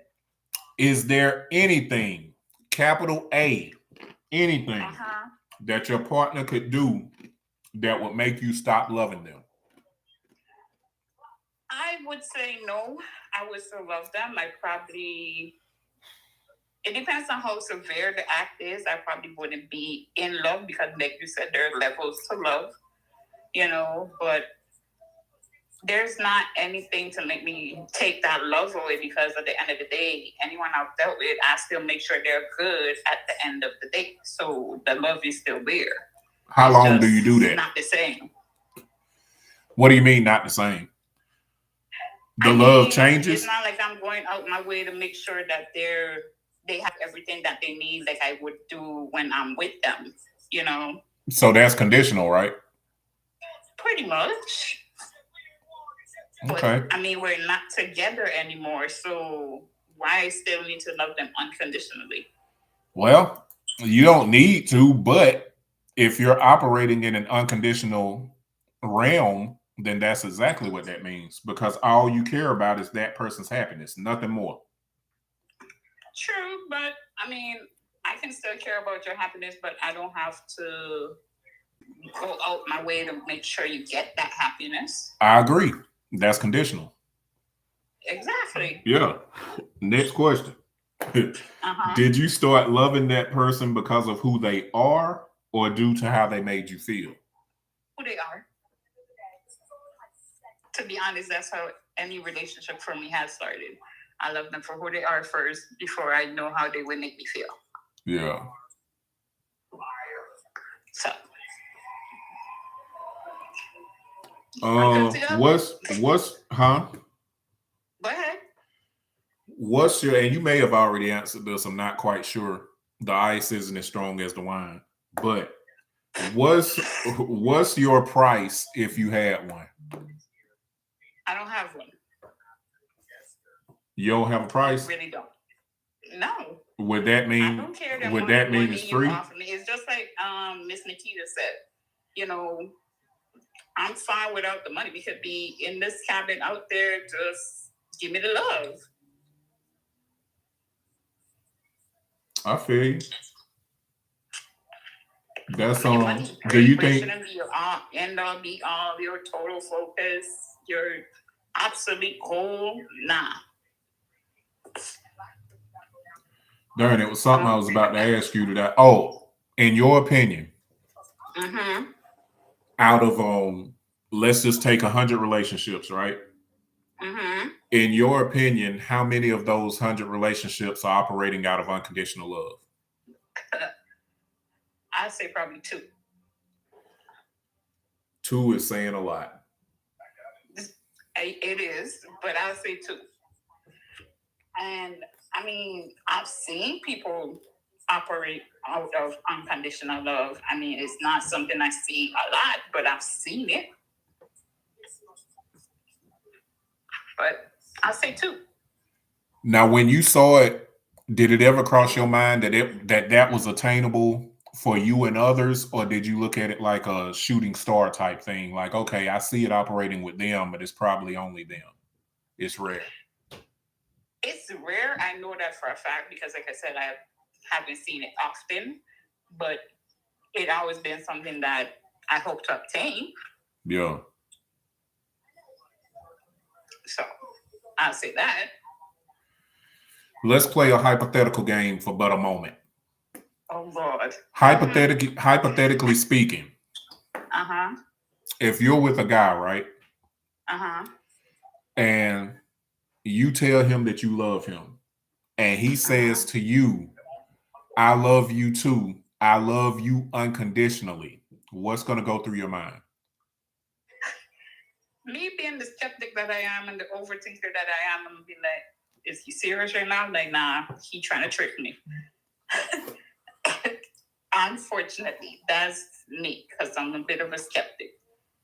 You know, so my mind would automatically think about what you got up your sleeve. What do you really want to say? Now, is that because that's just who you are as a person, or is it because of past situations? A bit of both. A bit of both, if I'm honest, because I've had people say they love me in that way, but they were doing all kind of underhanded things to me, you know. So it makes me question it.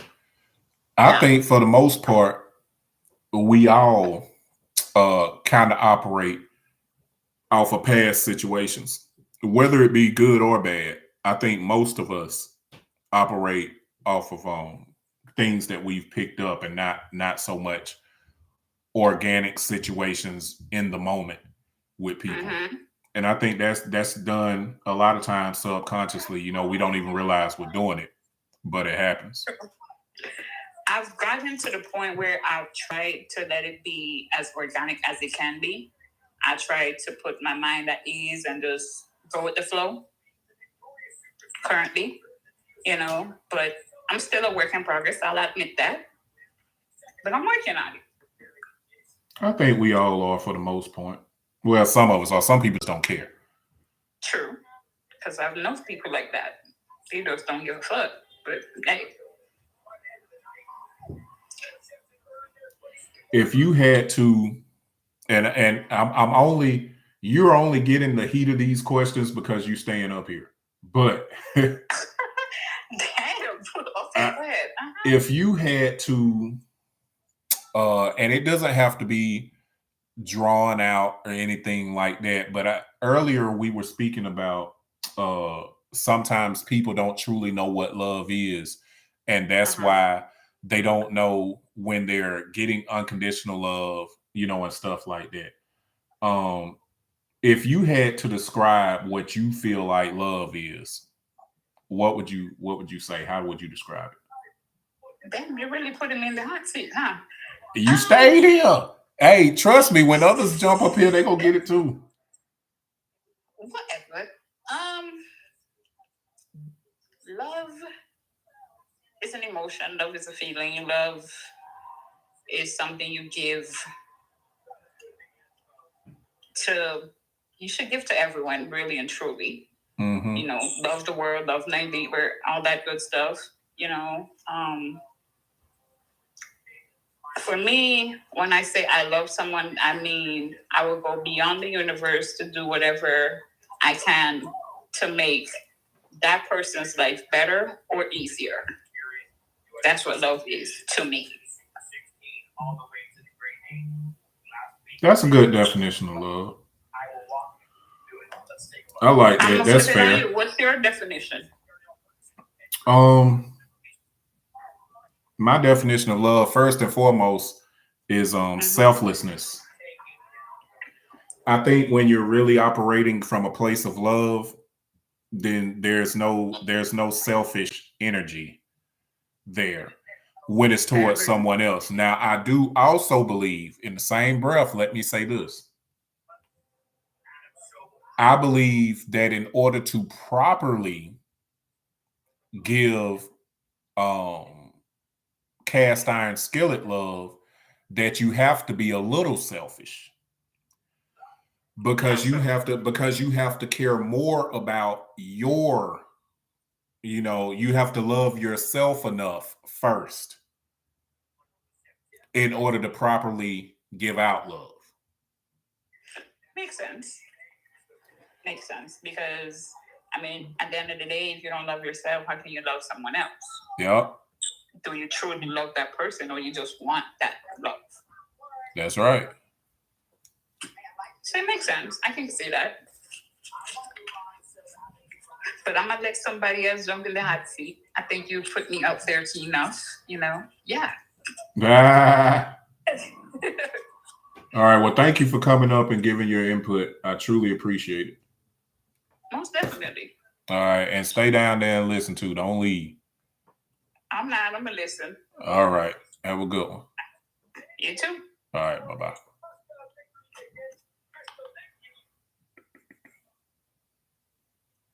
Let's see who we got. We got Tammy coming back up. And y'all don't be afraid to hop up here, because I mean, everybody's input, everybody's viewpoint is all welcome. I truly want to know what you guys feel about this subject. What do you feel about love? What do you feel about unconditional love? Do you exhibit it? Have you felt it? Do you receive it? All that and above. Please come up and let's talk about it. All right, Tammy, unmute that mic. Tell me what you got to tell me. Unmute that mic.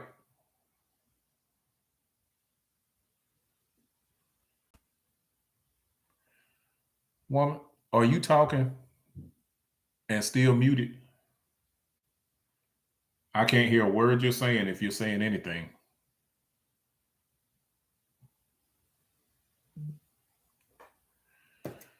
Okay, we gonna drop Tammy down and see if she can try to come back up. I just removed you. Try to come back up.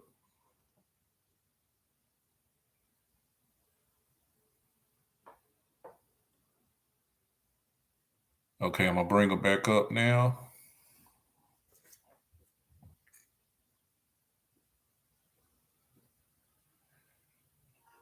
Okay, I can hear you. Some technical difficulties. Yeah, you sure did. Now, if you'd have took that 20 million dude was trying to offer. Okay. First of all, may I ask, what is the name of the wine you're partaking in this evening? Oh, it's a little light something tonight. I ain't go heavy. I'm drinking Moiselle Pink Moscato. Oh, okay. All right. With a shot of Douce. Okay, that answer. That's okay.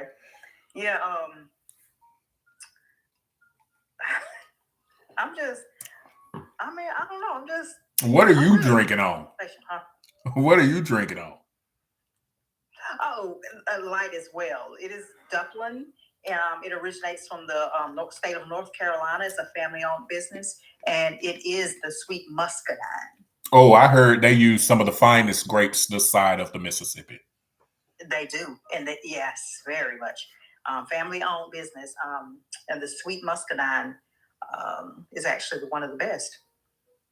Mm-hmm. I think I've actually finished the bottle, actually. Goodness gracious, great balls of fire. But it's one of the questions I asked Miss Robbie that I'm going to ask you too. I can't even remember what I asked her now. Do you remember? Do you remember what I asked? I don't know. You asked her what was her definition of love. Oh yeah, there we go. What's your definition of love? What does love look like to you? Looks that look like it unconditional, like the topic. When I hear love, I hear, because I was raised and brought up in the church, I hear the agape love. When I hear love, I hear God is love. So therefore, that should be unconditional, loving without any type of boundaries. The feeling, the emotion, everything. So that's just what I get from that. I know we don't think, as humans, we don't feel like everybody deserves love, but according to God, He does. We're supposed to. It is very difficult to love everybody. Yeah. Do you know why? Mm-hmm. You know why? Why? Because there are conditions attached to it. Yeah. It's hard. It's hard to love people when we don't feel it's being returned. Right. And like I said, even with friendships, because I've done it. If friendship, if they something ain't right that I like, or I feel like, I ain't really feeling their character or what they doing, or blah blah blah, I'm out. So yeah, that would boil down to it. But if the world was like God wanted us to be, oh gosh. But of course, it's not going to be a perfect world. We all need to work on loving one another. To be honest. I heard you say earlier that it's mostly unconditional for you for immediate and children. Yeah. What stops you from beyond that? I think experiences. Not having enough experience with a person, because you tend to, nobody wants to hurt unnecessarily. And it's like, I remember my oldest son when he was a baby. I think he was walking, so he was about 1 or 2. Well, anyway, where we were living at, he walked by this heater, and I told him not to touch the heater, but of course, our kids are, they either don't understand what you're saying, or they're going to test what you're saying, or they're just inquisitive. So he touched this heater and burned his hand. And so I noticed every single time that he went past that heater after that, he would always pull his hand in. And so he learned from that experience. And I think the same thing goes with love and unconditional love. When people have given what they feel like is unconditional love, and they're either hurt from the situation or it's not met with the same thing, which I guess that takes away from unconditional love. Because real unconditional love is with you not wanting anything in return. But with what people see on a daily basis, whether that's television, what they hear on the radio, when they hear their friends talk, every single situation that we go through with somebody other than the person we're with causes a little bit of a breakdown in the trust sector.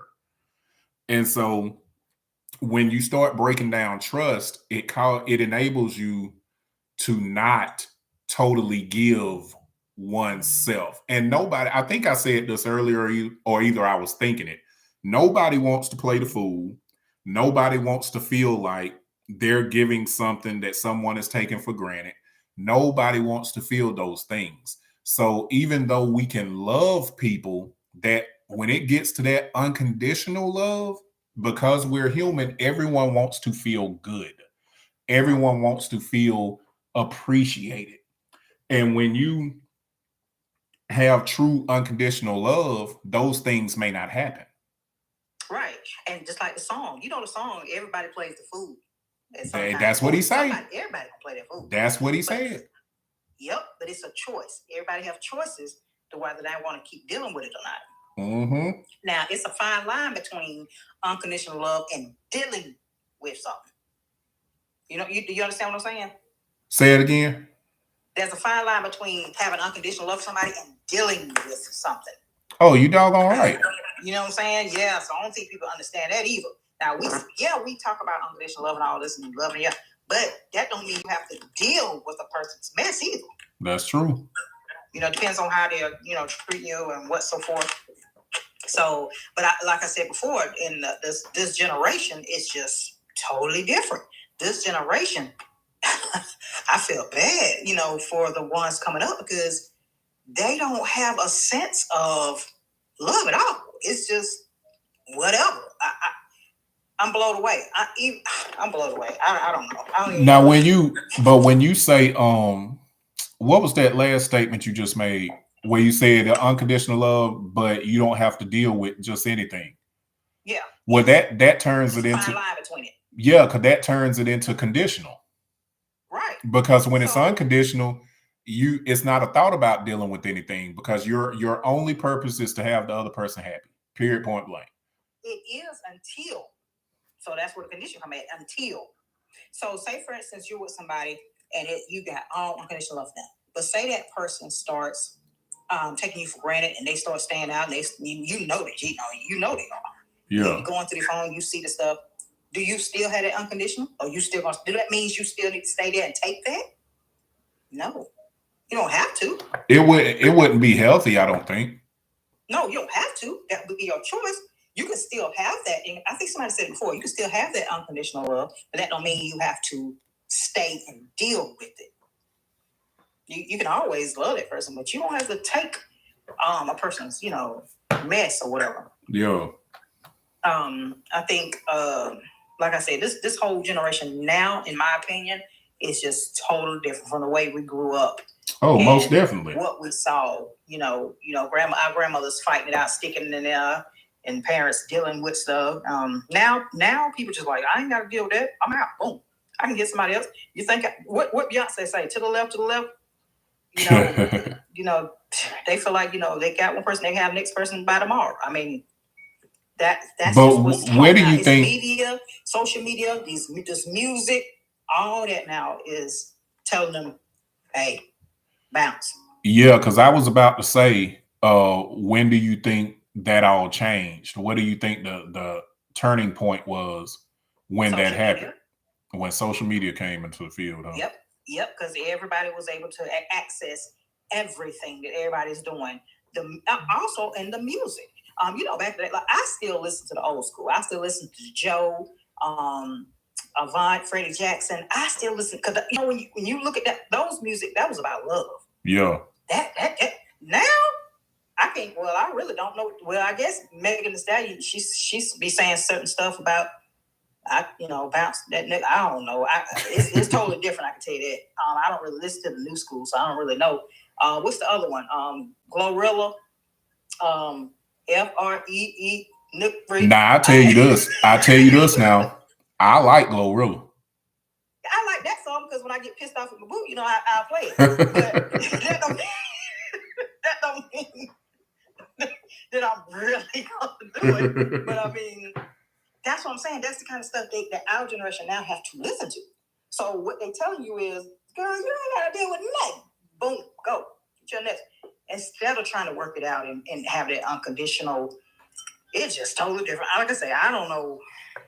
I just try to teach mine how I was raised. Yeah. I don't go by this new generation here and what's going on. I try to go by how I was raised. I'm still old school. I'm going to keep it old school. I don't care. I'm in the car and I'm bumping Anita Baker or whoever. That's what you're going to hear. You know.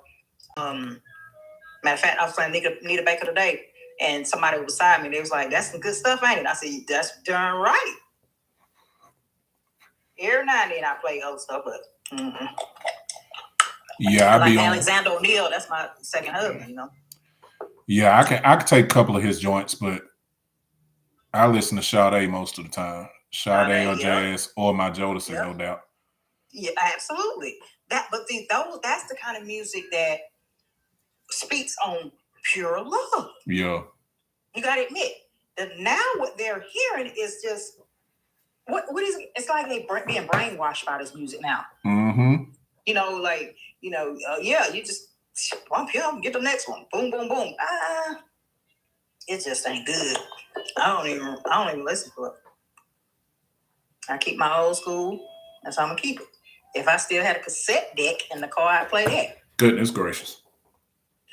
Well, Nikita has been waiting patiently, so I'm gonna get her back up here. Then you come back and talk about the tape deck. All right, see ya. Peace. Let's get Miss Hunt up here. She'll be up in a couple of seconds. I appreciate everybody that's here listening to, and everybody watching my live stream on YouTube right now. I really appreciate y'all. Hello? Hello. Hey. Hey, I think y'all drunk, and I'm sick of it. You done snuck to do saying that. Now we know you. We knew. Hey. Okay, what you gotta ask me? Ask me away. Go ahead. What does love look like to you? Okay, so love is easy. It's effortless. It's, as we've been using that word, organic. It just flows. It's not anything that you should have to force. It just eventually comes. It's like the wind. It's calm. It's subtle. It's just easy. That's after you get to know, when you get to know somebody. Now, like you were saying something about this man that, let me give you, $20 million, sir. You've already turned me off. Because you're letting me know something is wrong with you. Like, that you don't want me to see, that you don't want me to love you for you. That's a good way of looking at it. Do you think that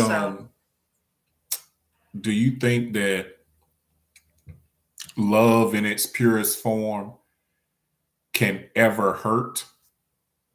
Oh yeah, it does. It's agape. We've said that word I don't know how many times tonight. It's agape. Love is godly. Real love is from God. It's deep down off in you. That's why I say it's effortless. It's already given to you.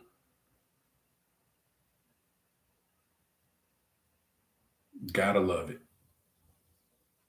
Do you think, this is a good one.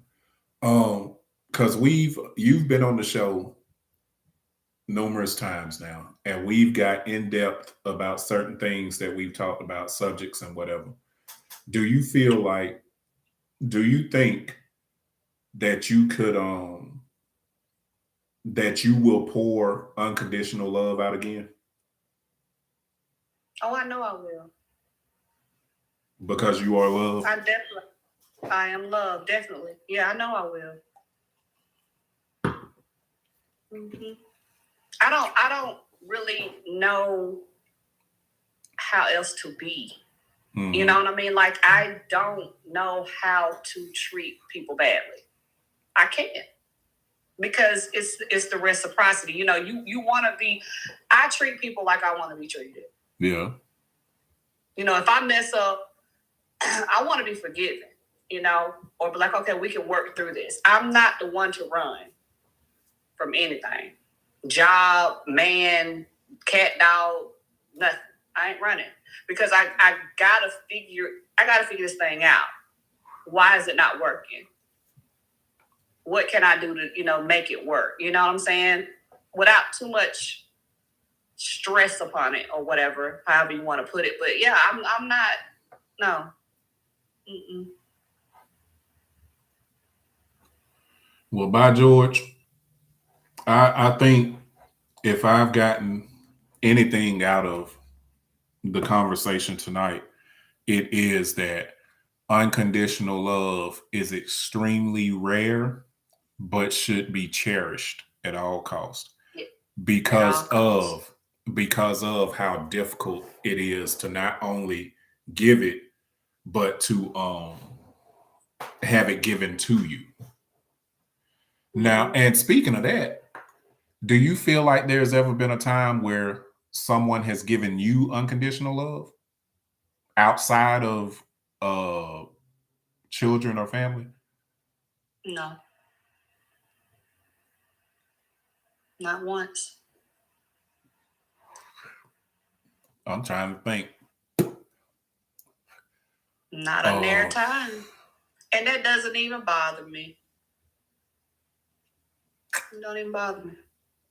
Some people just don't have it in them, baby. Yeah, that's true. They just don't have it in them.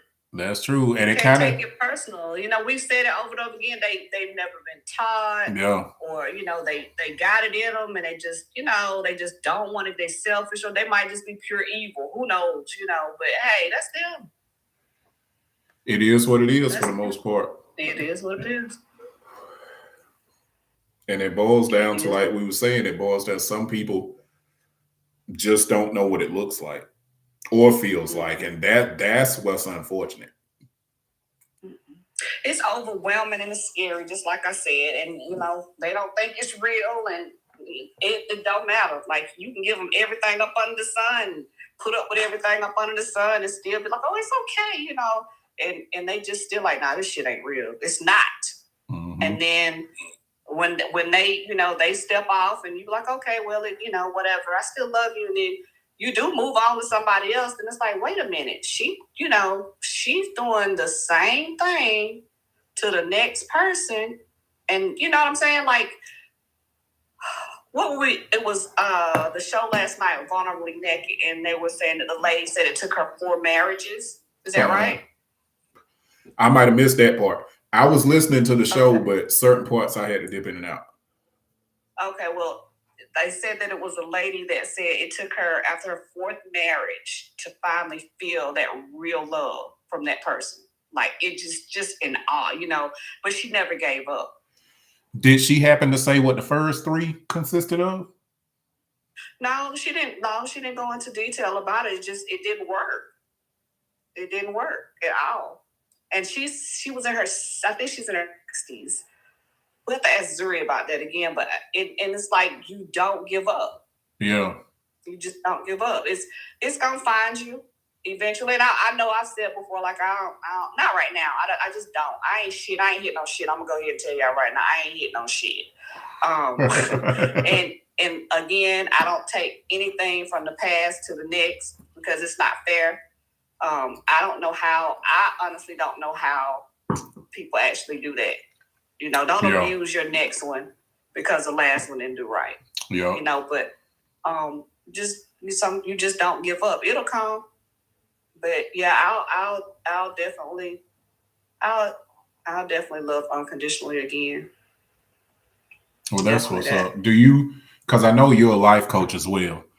Do you does issues of the heart or love ever come up when you're coaching someone? Oh, all the time. That's usually when you life coaching, that's what it's about. They feelings hurt, they heart broke. They trying to figure out how they can find love, be loved, love somebody better. It's other issues, but the answer is all the same. You got to find out what's going on with you first. Yep. And the way you feel being loved is the way you're going to, love somebody else to start off with. And then you get a rhythm for them and you love them. We always say, you show somebody how to love you.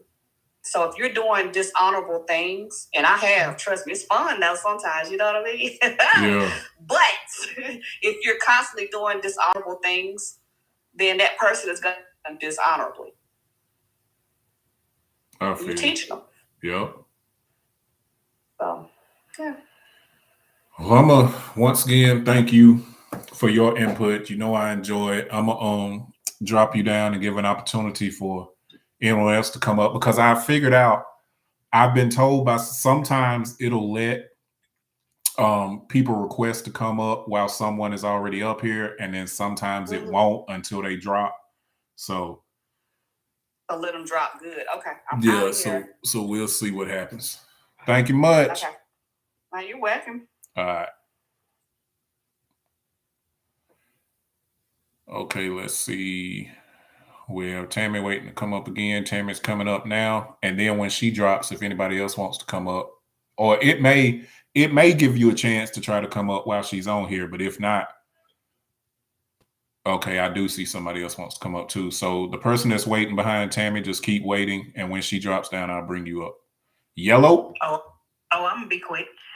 You know what? I was just thinking, I think it would be great to have me, you, Nikita, there's one more person on here, to have a live YouTube so that people can actually see us and how we interact. Kev? I think, that might be it. Yeah, I think that would be cool. Well, if I can figure out how to do that, because like I said, I'm streaming live on YouTube right now as well. Yeah. So I'll research it. I'll figure out how to do it. I may have to download some kind of software to make it happen or something, but I'll definitely be on it in the same area or something at some point. I don't know. Oh no, because I've been on other people's podcasts before, and they've had it split screen, and I can see it. Matter of fact, I'm gonna reach out to some of my other podcasters, and I'll see. And we could also do it in like a Zoom kind of way, I suppose. Yeah, that'd be cool. And another thing, I want to get a shout out to my other songs, just because Mr. Keith Washington that I'm listening to tonight. Oh my gosh! Hails from the city of Detroit. Shout out Tiki, Detroit for life. But, anybody know about that Candlelight in You and Make Time for Love? Let me tell y'all better get into these old school singles. Yep. And Kev said Clubhouse allows you to do that too. I'm still navigating through Clubhouse, but yeah, we're gonna get it right. We're gonna get it right. But yeah, that's all I want to say. Everybody, I hope everybody have a wonderful night. It's been awesome. I'm giving the next person a chance. See ya. All right, peace. Peace. Okay, we got Miss Barbara coming up in 3 seconds. Let's see what she has to add to the conversation. Hello. Hello. How art thee? I am well. How are you? I'm Dandy Smandy. Don't call me Randy. Well, I'll just call you Andy. What do you have to add to the discussion tonight? I know you kind of got in a little late, but I want to tell everybody that Miss Barbara was watching my live feed on YouTube. So I'll say this before she speaks. I'm gonna say this: everyone that's in here right now, if you haven't already subscribed to my YouTube channel, please go over and support your boy. Just subscribe to the YouTube channel. It's King Shit Productions. Go subscribe right now. All right, Miss Barbara. I mean, what do you want to ask? Oh, you just popped up here to get questions asked to you? Okay, we can do that too. Is there anything that your partner could do that will make you stop loving them?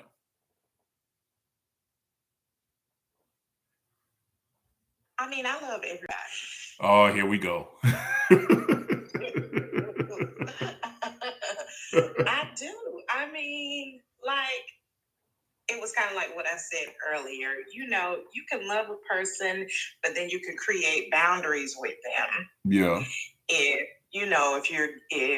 you feel like something is going on that you don't like or that you don't want to accept, if you feel like you're getting mistreated, you can definitely create boundaries and still love a person. You just can't come across this line, drawing a line in the sand.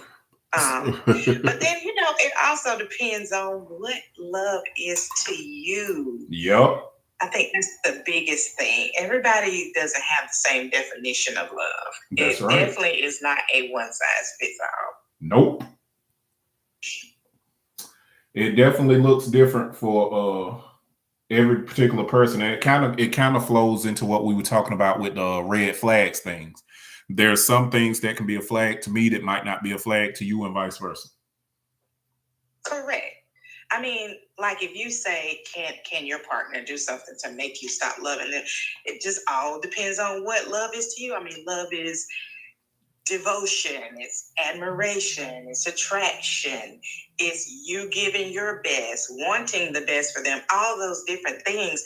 So if I have created a boundary, a certain kind of boundary, I may not still be as devoted to you. I may not still be attracted to you, depending on what has transpired between us. I mean, so I think it just kind of boils down to what you feel like love is when you say, do you still love a person? Because to me, it has several definitions of connotations to it are just different for everybody. And it's good that you mentioned that too, because I don't think we spoke about that aspect of it, because love does have a lot of ingredients to it. Attraction and everything that you just named. You can love somebody and not be attracted to them anymore. You can love somebody and still not want to spend time with them anymore. So yeah, it looks a lot of different ways. I agree. And that's okay. You know, I feel like, you know, relationships change, and you may have felt this a certain way about someone and then you don't anymore. You may have friends that you love, but your friends are in different categories. You know, I got to go out to eat with, chill with friends. I got the gossiping friends. I got the ones who I could tell my, personal secrets to. So a lot of people that you may have in your life have different categories, and you may love them all, but in different ways. You know, they may not get the same part of you or the same piece of you that somebody else does. That's true. That's very true. Now, did you start loving, let's just talk about the particular person that you're attached to. Did you start loving that person because of who they are or because of how they made you feel?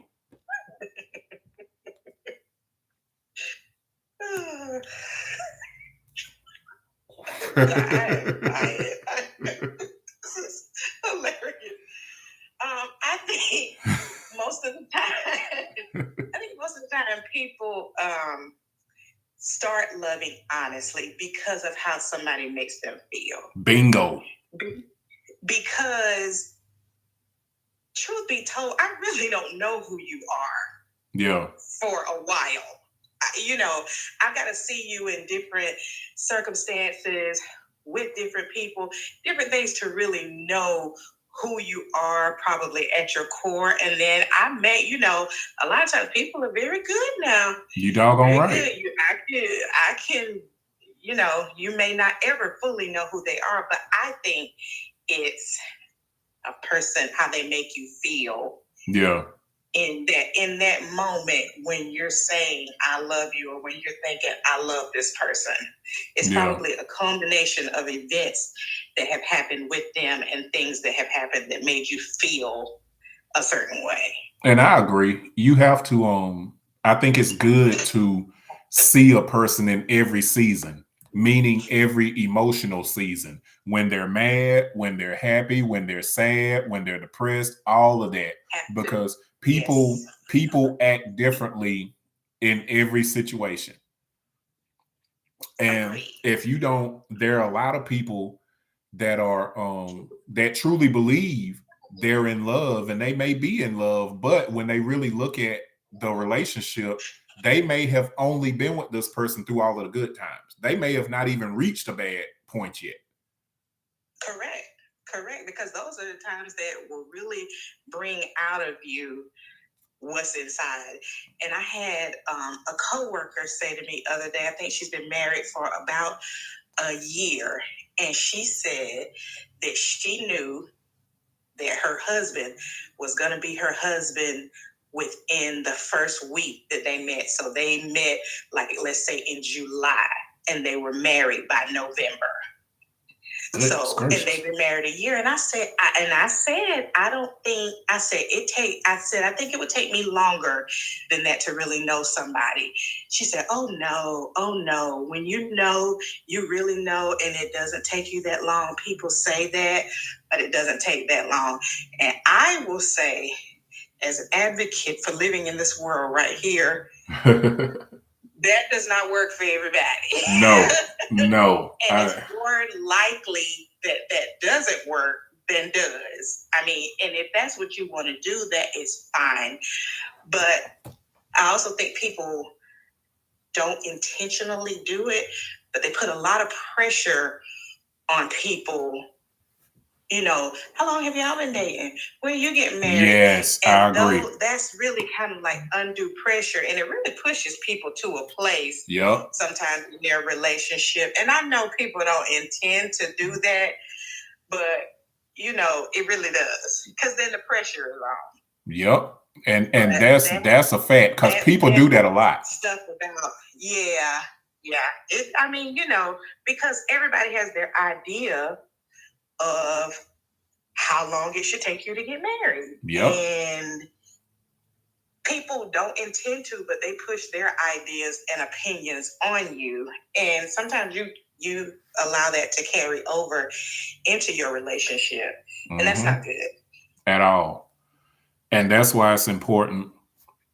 And like I said, a lot of stuff is, you know, the good saying, hindsight is 20/20. I tell people that's why it's important to not only know yourself, but to know the person that you're with, because it's easy to fall into these valleys when everything is good and you hear the birds chirping and that person makes you feel like you're the only person on the planet.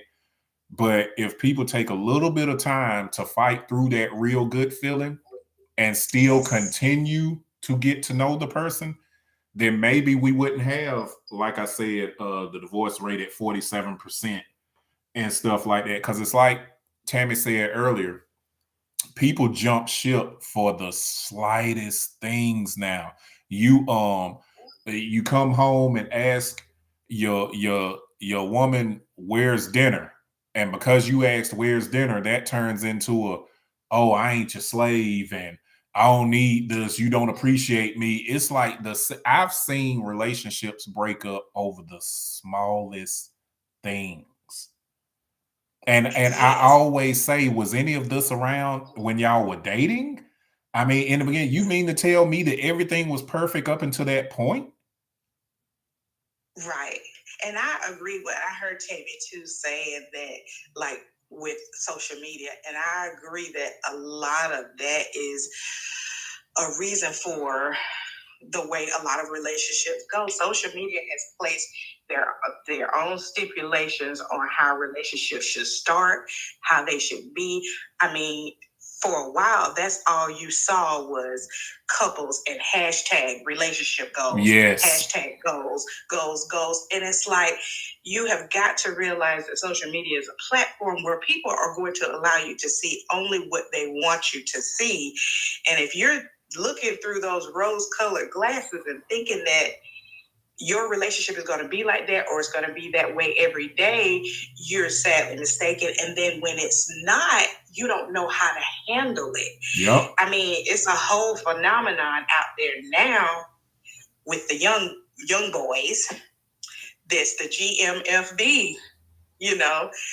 And it took me a long time to know what GMFB was, and I was like, okay. What is that? I've never heard that. Get money FDs. Wow. So they just remixed Money over hoes. Basically. And so that's their mentality. That's their mindset. GMFB. And wow. then a lot of the females, and especially the ones in the younger generation, and some of them in mine too, are like, F that and just get the money, you know. So when you think if you're consumed with that all the time, every day, it's in songs, it's on social media, it's on TV.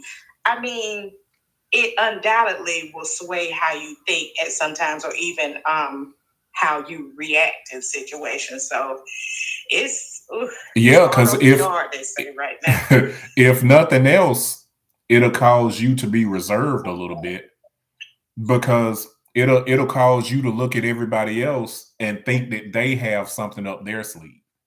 Yes, an agenda. That's exactly right.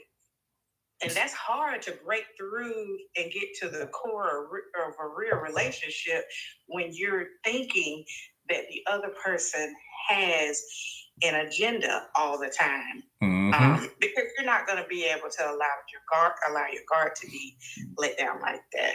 That's right. I had another coworker, and I'm gonna let you, let somebody else on to speak.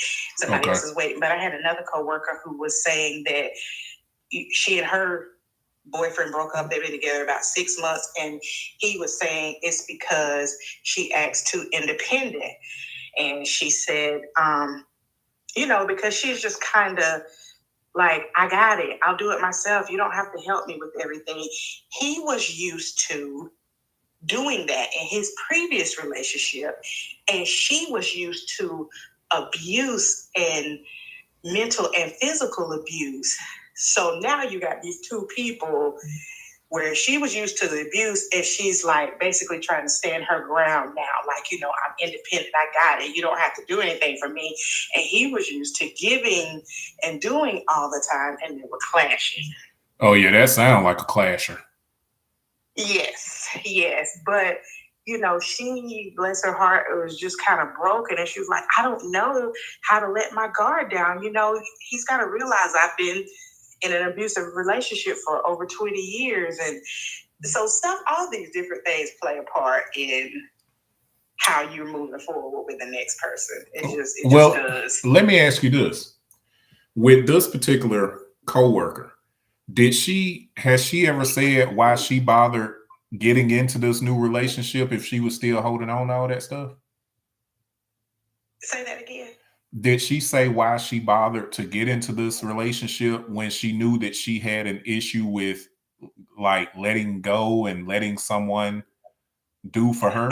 She didn't think that she still had an issue. Oh, okay. It was quite obvious to me, and probably to anybody else around her, but she didn't think she had an issue. And this also goes back to what you were saying originally. When she first started dating him, and these were her words, she didn't like him. He was not her type. Oh. Well, what caused her to go further? That he was a space filler. And as time grew on a little bit, she got sort of like used to him being there. Wow. And so that kind of also, I think, played a part where she was like, leave me alone, I got it. I'm like, you really almost probably didn't want him there anyway. And he felt that, and he said that he felt that. So she was just, that was how she reacted in the situation.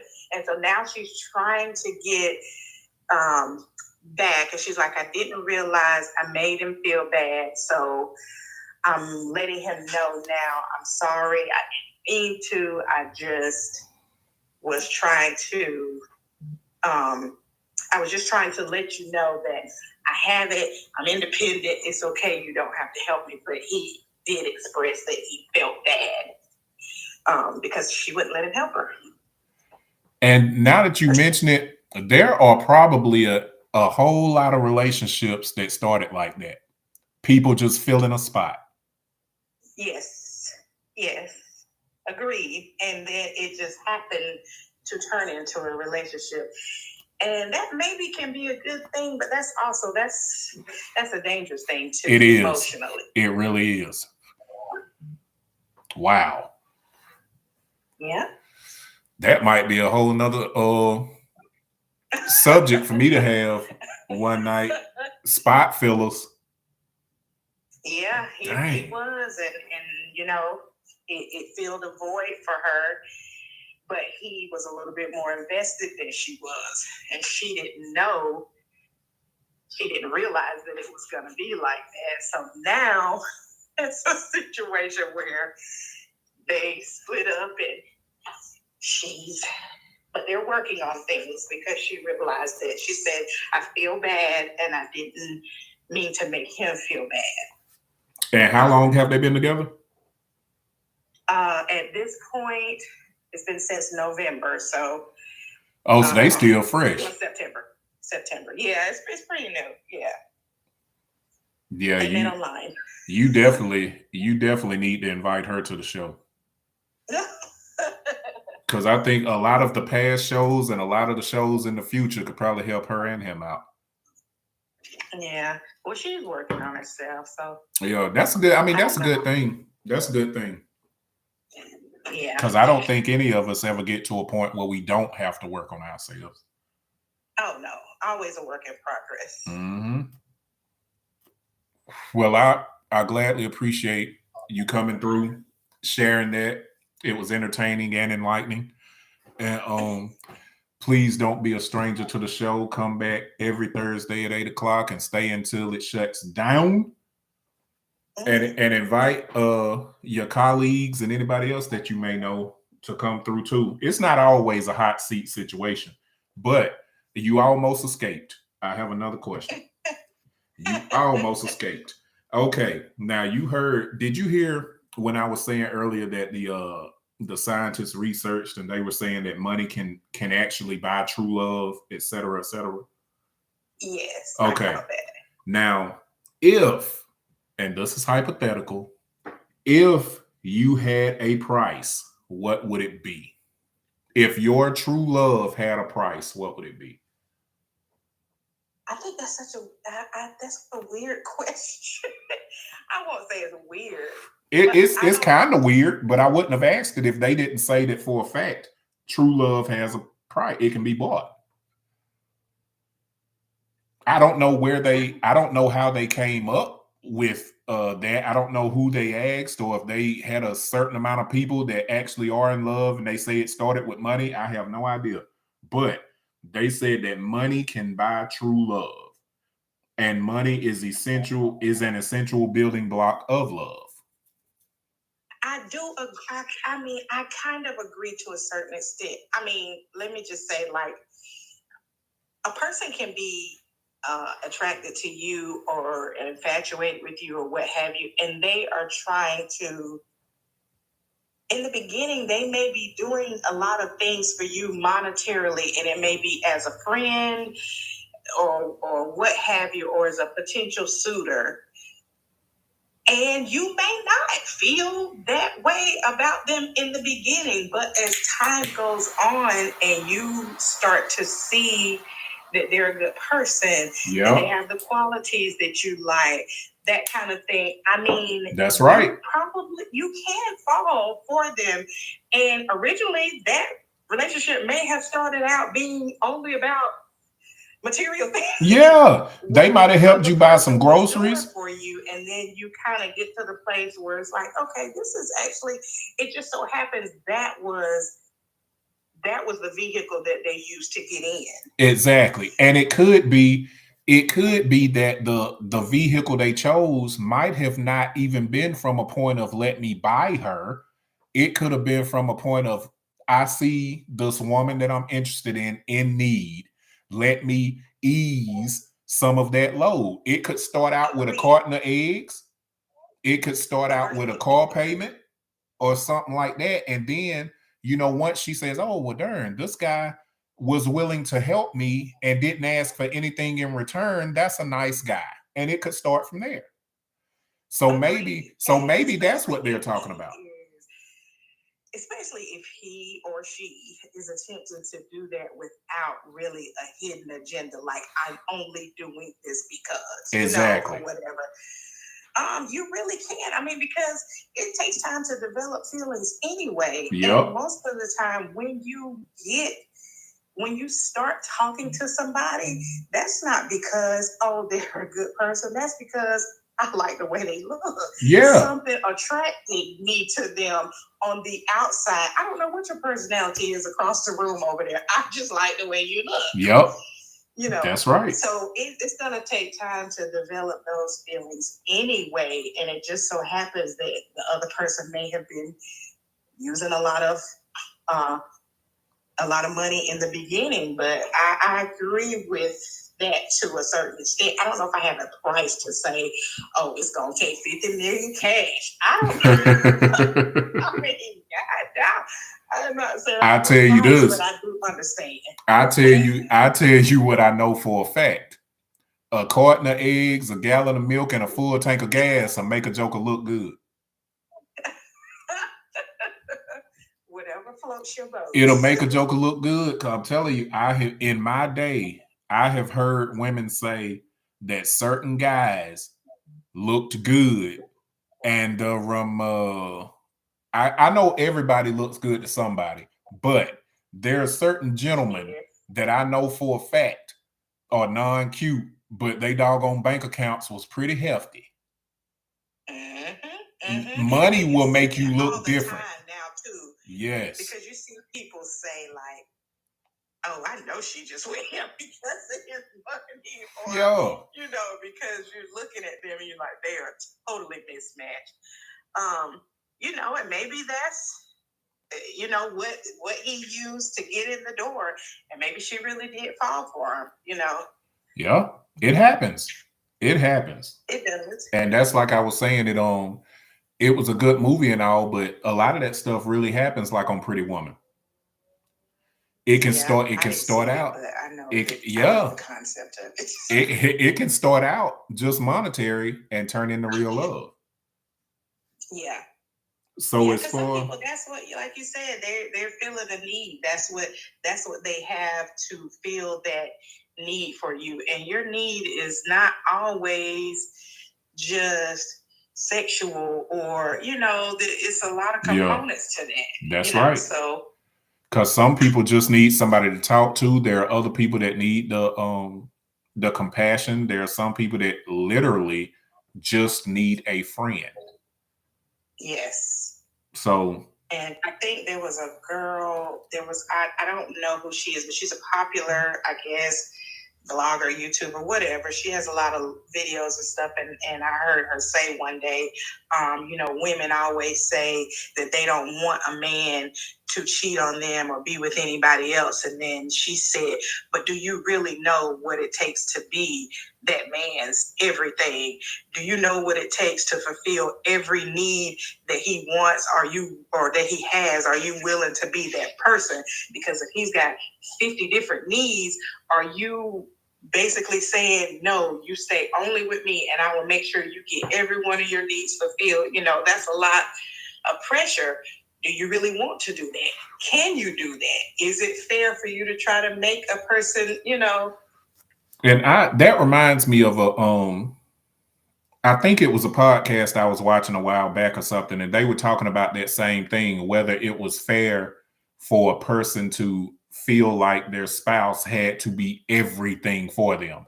I think they were talking about women having male friends and men having female friends when they were in relationships.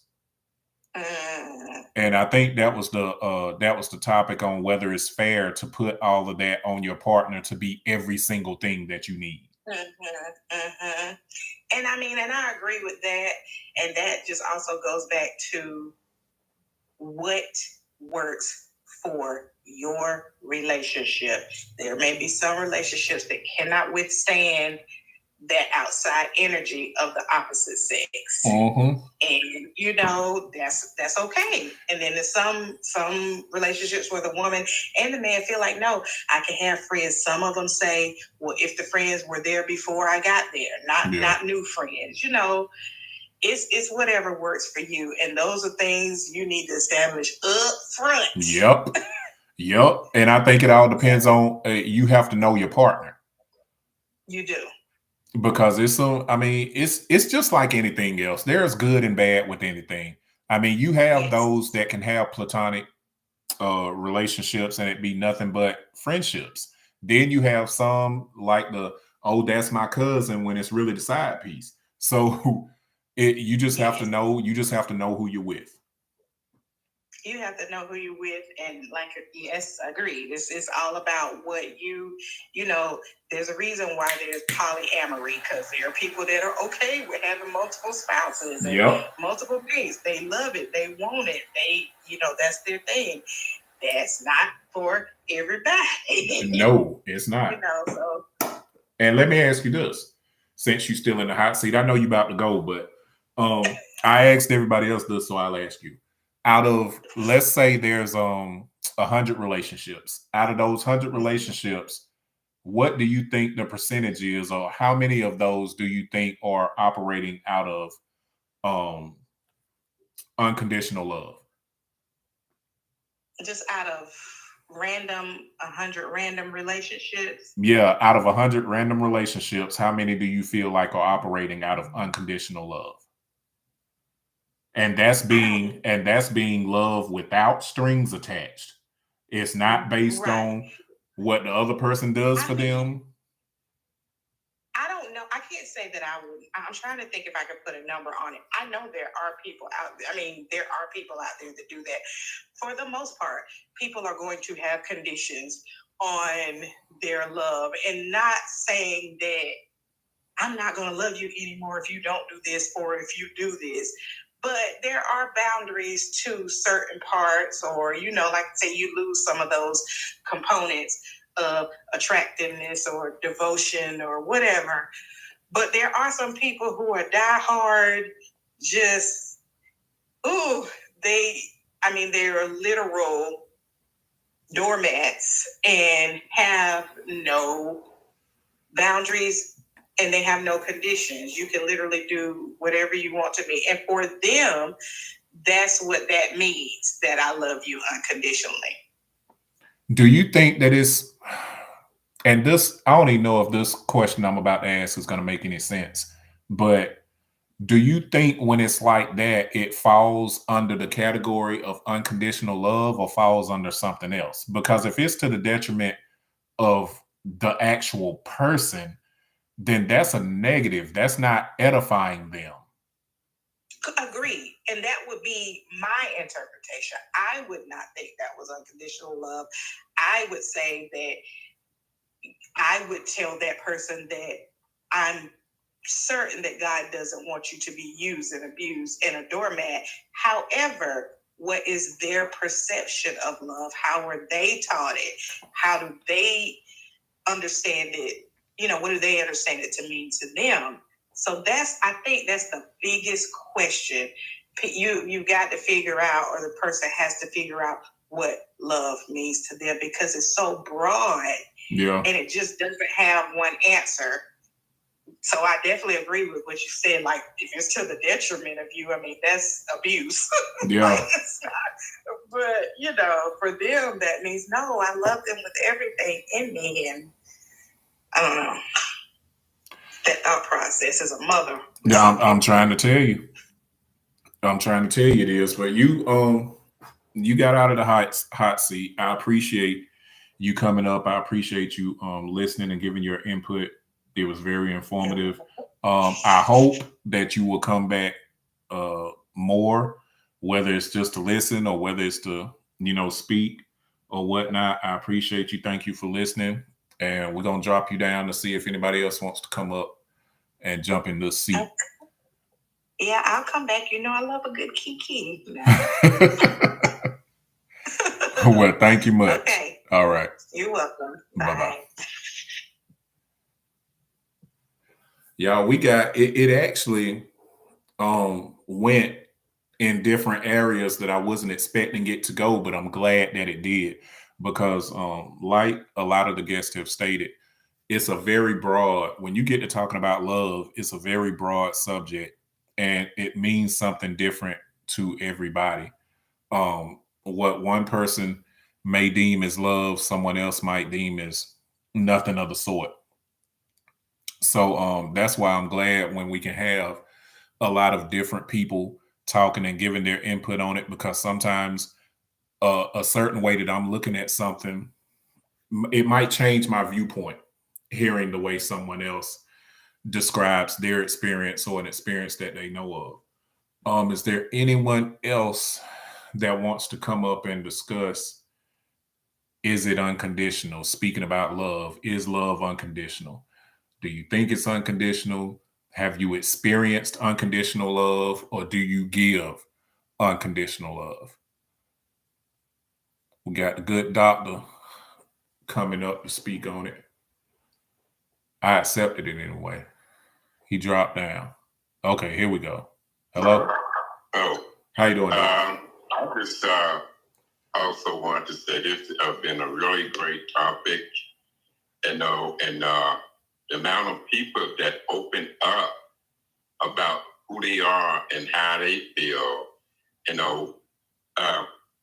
it's really, on one hand, it's mind blowing. Mm-hmm. On the other hand, it's an opportunity to learn more.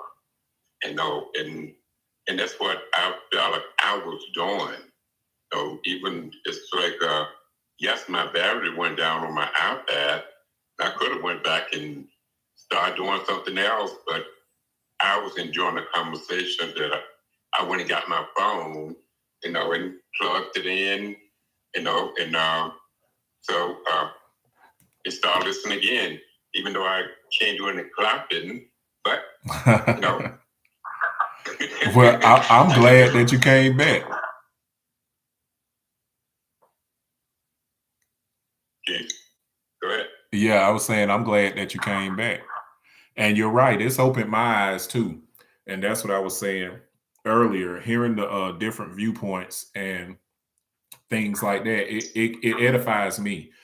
It causes me to want to keep going as well. And like I said at the beginning of this, my whole purpose for doing all of this is to motivate, to inspire, to bridge the gap, to bring people together. No division at all, because we have too much of that war between men and women. And I think a lot of it is selfishness, and a lot of it is just misunderstandings. A lot of times we don't care to understand the opposite sex. And I think when we have a lot of these conversations that people shy away from, some of these conversations are hard conversations to have. But if we have them and we get to better learn ourselves and learn other people, then the understanding gets better. That's right. And just like your question about is there's a certain amount of money, but how many women said, "Oh, he's doing good. He got a little taste of money. He likes me. He's not quite the one, but hey, I can learn to like him." Yeah. And it does goes like that. It does. It does. And, I like the word, I can learn to like him, and no, he's not really my type, but to go and say, oh, I don't love him, I'm not in love with him. Only person that after a few years, who I love first is myself. Mm-hmm. And all the love that my mom, grandma, and dad and relatives was giving me, it was just start to overflow onto me, and that's what I was raised around, and so I respect other people, and because like my grandmother said, respect your elders, but respect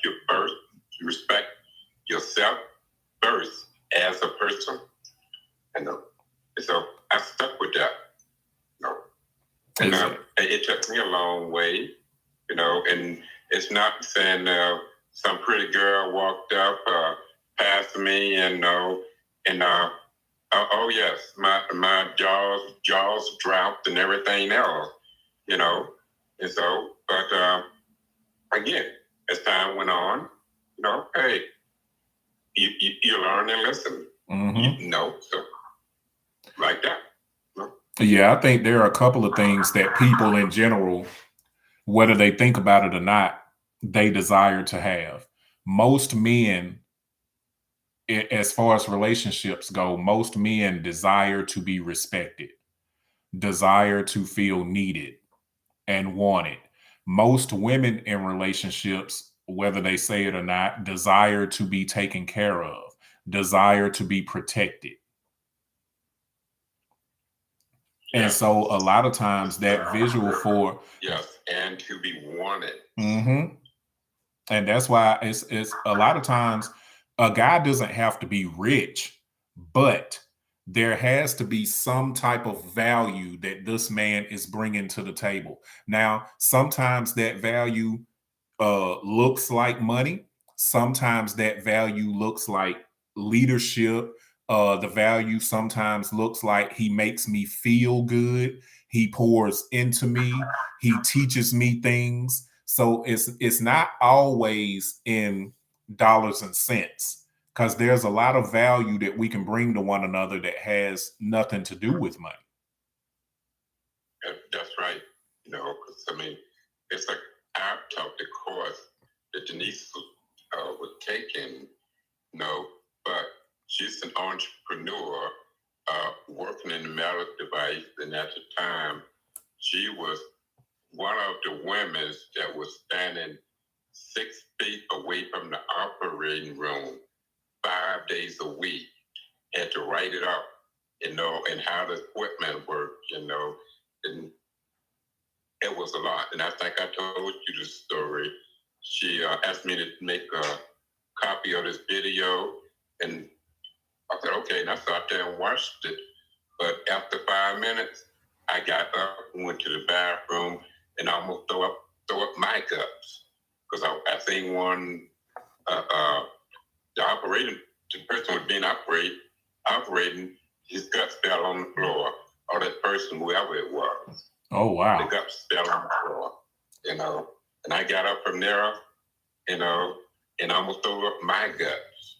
Jeez. You know? So, hey, if she can sit there for years, and she did that a good 18 years that I know of, you know, and I always said, hey, you're a great woman, you know, to sit there and watch them people get operated on, get grafted, and have skin put other places, and all these.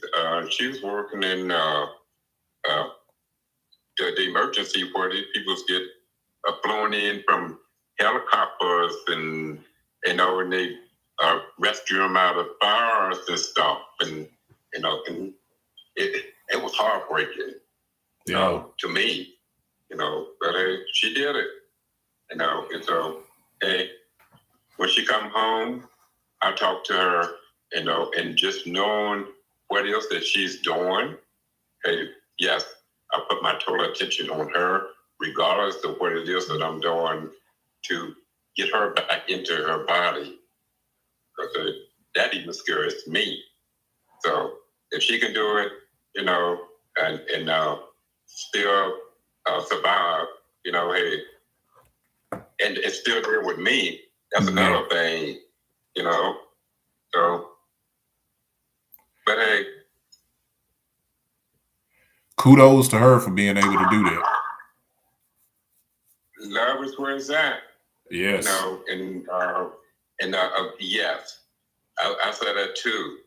You know, and but she don't retire now. You know, but I still do the same thing. You know, if I'm haven't went up there and seen her, she'll come down here in the studio and see me. You know, and stuff like that. You know, but it was more of we constantly growing and relearning each other. Yeah. You know, and so that's where I feel like we are at. It's the next level. whatever else we're going to do. And would you say that that's an everyday thing? Like you get to learn, you get to know more and more about her every day, and she gets to learn you more and more every day? Say that again. Do you feel like that's an everyday thing with you guys getting to learn each other? Yes, to me, because the opportunity to learn and knowing that I was dyslexic when I was in the 5th grade, and the opportunity to learn, from the books as well as from doing, because my mother, father, uncles, it was always having me do stuff with them, and Dad, he would test us, on, hey, if we like with me, he I done did for one time, I remember doing a math test. He asked me about how much gas was in the car, how much is where you have to drive, or you have to refill, and change the oil. He was asking me all these things, and I had to go and look it up, and since we had the encyclopedia, to 24 encyclopedias, I had no reason not to know. So I went and looked it up, and then one day I was driving and I went somewhere and came back, and I just told him, the mileage and stuff, and he said, when are you going to take the test? I said, Friday. I thought he forgot, but he didn't forget. He tested me like that. So. And you passed it. And I passed it, yeah. Because, hey, he believed I can do it, and one time I was reading in the book, and I told him about the stuff in the book. He said, good, but I got know-how. He already know how to do it, and he done did it. So it was 2 ways to learn something. Doing the test, you pass. Doing the test of doing the reality of the solution, and I passed that too. So it was a learning curve for me. That's amazing. That's good stuff. Well, thank you again. I want to thank you again for getting your phone involved when your iPad went down, because it means a lot to me that you cared enough about the show and what you were listening to want to come back. So I appreciate you as always. I'm gonna drop you down, Doc, to see if we have anybody else that wants to come up. It's been a great show thus far. Yes, it's time to go see the Queen right now anyway. There you go. But but I'll talk with you later. All right, I appreciate you. Okay, bye-bye. Bye-bye. So y'all, there we were. We were we started out speaking about, is love conditional or unconditional? We went into all that. We've heard from a lot of great people about the subject. I appreciate all of them for coming up. I appreciate you guys for being in here. Is there anyone else that wants to come up and give their input?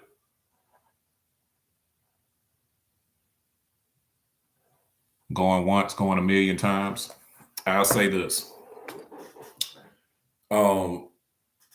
I feel like unconditional love is a wonderful thing. I think that unconditional love could help in our mental health, could help in our day-to-day, because it's like, for those of you that weren't here from the very beginning, I was saying, when you can give out unconditional love, I think it does more for you than the actual person, because there's a lot of stressors that you don't have on you when you're not expecting anything from anybody. You just give love. You just walk in your truth. You have peace around you. Your energy is good, and you're not having conditions on how you love someone. Now, that's not to say that you allow someone to abuse that love or abuse you.